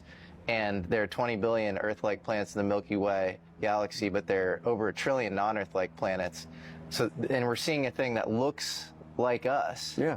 They're hominid. So the likelihood of evolutionary convergence on a totally foreign planet is just super, super slim. And so the Occam's razor explanation would actually be that there's something emanating from, they're sort of related to mankind. And they could be interstellar. They could be a different timeline interacting with us. I just think we have to widen the aperture of possibilities. Oh, yeah. No. I mean, but not to the point of just obfuscating the obvious. Sure. There's a thing. There's a phenomena. Yeah. But I do think that's called the phenomena for a reason, because it's sort of really hard to classify. Well, it's because the conversation that you're talking about now has assiduously excluded all the evidence of face-to-face contact that people have had. I mean, there are thousands of people who've had face-to-face contact in telepathic communications with the actual occupants of the craft, which there's this huge effort to kind of pretend that isn't true. Like, that isn't true, because there aren't enough government-circled people and scientific community people who've affirmed it yet. Well, that's a good segue into the first UFO-related person you represented is John Mack. That's right. And John Mack was the head of the Harvard Psychiatry Department, and I think he, through his friend Bud Hopkins, his childhood friend, started to see all these cases, these people who no mental health history. Right. It wasn't even always through hypnotic regression. Right. They would just say, I had these experiences where I was abducted by, these aliens, and he started to take it very seriously. And so, what do you think about John Mack and his investigations? Well, I represented him for 10 years and met dozens of people that he had worked with, was involved in vetting them to determine which ones were credible and which ones weren't, what detailed information they had, and have talked to several absolutely totally credible witnesses that I could put in front of any American jury, and the jury would be absolutely clear that they were telling them the truth, who have had direct face-to-face contact with one or more of these extraterrestrial beings. They have them in American underground military bases. They have the beings. They have the beings. What? So they've interviewed the beings. I've talked to people who were there when they were interviewing the beings. Where are the beings? That particular one was at S4. In Area 51. Outside of Area 51, about 11 miles away. I would totally distrust that, but I have some good friends who are very trustworthy. So they're a couple, and the husband broke the world record for the biggest wave ever surfed in Nazaré, Portugal. His name's Garrett McNamara, and her name's Nicole, and they're very good people, and they would never lie. Yeah. And they have a friend who worked at Area 51, or might be a friend of a friend, but they met him, and he was totally traumatized. And after having worked there, yes, and he said that he was led down into a basement. That's right. And he saw reptilian creatures, and they were speaking English. Well, they're telepathic. They're telepathic, and they talk French to French people. They talk German to German people. But they're telepathic. But isn't that weird? That's strange, though, right? Strange, yes. Yeah, there's no doubt about that. So, but then, like, if they're that advanced, they're telepathic. They can fly, faster than light. Then how the hell do we corral them into underground bases against their will, or are they happy to be kept? Well, the one of the ones that I was talking to the guy who was there when they were interviewing one of them. It was clear that it was voluntary, that the extraterrestrial being was voluntarily talking with them, was having telepathic communications. So they was being interviewed. They're just kind of hanging out in these bases. Well, I wouldn't put it that way. What do they want? Why are they there? What happened is Albert Stein was this guy's name. He called me on his deathbed. He was dying up in northern Minnesota. Called me and wanted me to come and see him right away because he was dying. And so I flew there and went and met him at the hospice. And he's sitting there with all the tubes in him and dying. And he said, look, he had to tell somebody about this, that he was United States Army, was assigned as a clerk typist to Project Blue Book. And that while Blue Book had this whole buffaloing operation going on, telling people that it was swamp gas and, birds that they had misidentified, that there were over 700 actual sightings that they found it absolutely impossible to discount, that they couldn't come up with, because too many people had seen him, there were too many corroborating witnesses, there was radar tracking and everything. And he was assigned to the group that was investigating those sightings. And he would just sit, and they'd send people out to interview all the people that had seen one of these things, and then they would come back and give him their reports, and he would type them all up. And he was there for years, and got to be close friends with the guy who was the commander of that unit. And the guy came into him after a number of years. They shared certain kind of religious views, he with the commander. And the commander came in and told him that he was going to be going to Area 51 and wanted him to come with him as the clerk typist, just to kind of monitor what they were doing. So they went to Area 51. They got taken to S4, went down a number of flights down to S4, and they came to this area where there was this a big room with a two-way mirror in it. And there was an extraterrestrial being there. He was like, 5.5 feet, almost 6 feet tall, had a kind of a light blue jumpsuit on that they'd given him, and he was standing there. And this guy, Albert, wouldn't go near him. He was just traumatized by the guy. And he said he thought he was demonic and didn't want to go near him. But his commander went in and was having this telepathic communication going on with him. And so he stayed outside, and the people that were there staffing the area, they showed him, they had these card files where they had been interviewing the being voluntarily. And he was answering questions that they had. And one of the questions was, where do you come from? And he said that he was part of a group of beings that were from different star systems in our galaxy, and that they were part of a team that were going around inside the galaxy, checking on places where life had actually begun, on different planets, and they were sort of monitoring what they were doing. And they asked the follow-up question. They said, well, who's in charge of that? What kind of, they didn't say it this way, but what kind of juridical entity, is there that's coordinating this kind of a thing? And he said, well, you people would refer to it as God, but it's very different from what you think. That's what he said. And so they specifically said that they were from different star systems and different planets inside our galaxy.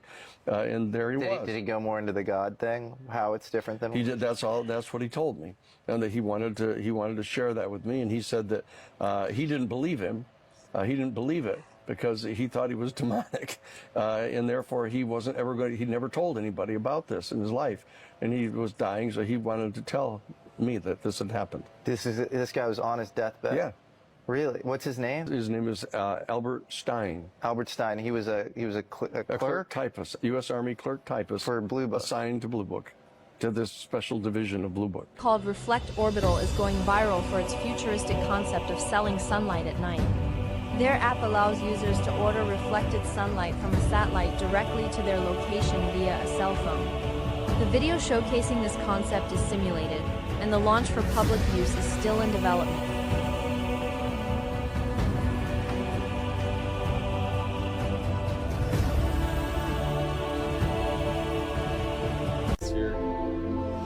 Isn't that crazy? No way! Doorbell has a new lighting service. You can like play with the spot. Here, watch this. Reflecting sunlight or the fake sun? That's the real question, guys.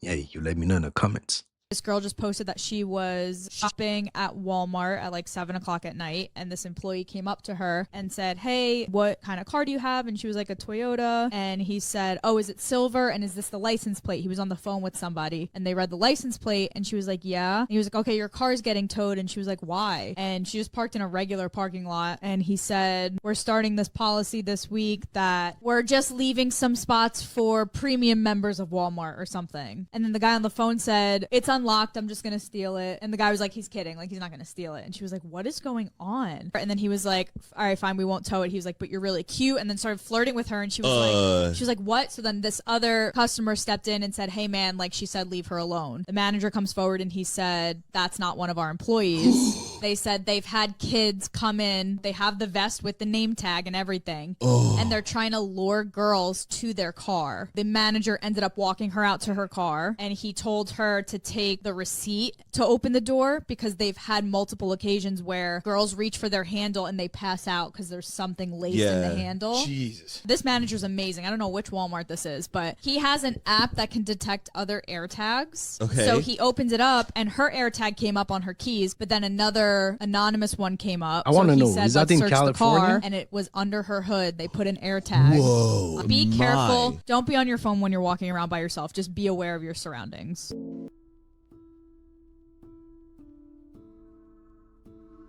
On the morning of May 14, 1988, Amaury Riviera, a young man from Puerto Rico, photographed a giant disc, followed and circled by two jet interceptors. What makes the sensational pictures even more interesting is Riviera's claim that he had contact with the occupants of this UFO. Hello, my name is Amaury Rivera. I live in Puerto Rico, and back in 1988, I was working in a nightclub, and there was a musical group there. One of my cousins wanted me to photograph the musical group, and she loaned me a camera with some film. On my way back home, I encountered two small beings, two small strange men, which I didn't think were men from outer space. And they took me somewhere where there were other people besides myself, other human people, like from Puerto Rico, I guess. From here, another human being showed up. He claimed to be from a distant planet. He was dressed in black. He had a dark skin, but he was not a Negro. He had a long black hair up to the shoulders, and he spoke to us with the mouth, verbally, and no telepathic speaking. He showed us various projections, which looked very real, the projections, and he informed us about a whole bunch of things that are even still incredible to me. Then they returned me to... What did this holographic projection show? The holographs were mainly, the first one that I can remember was like a short trip through space. We saw where he came from, where he's said to be from. We saw his people, we saw the houses that they used. And the second one was about a meteor or a rock falling to Earth in the near future, which is going to cause a lot of havoc in the world. This would fall in, it's going to fall in very near the Caribbean, Puerto Rico, and those other small islands, but it's going to affect the whole world, not just Puerto Rico. The last one is that they projected was showing us how there was only going to be one government on the planet Earth. They'll be living on some sort of artificial island that's going to be floating in the middle of a dark, black, dirty sea. And then this man returned me to my car again and left me somewhere different from where the whole ordeal had started. Apparently, they took me with car and all. After this, at this given time, I heard some jets in the sky, and I still had my cousin's camera, and I took the pictures, 4 of which I'm making public nowadays.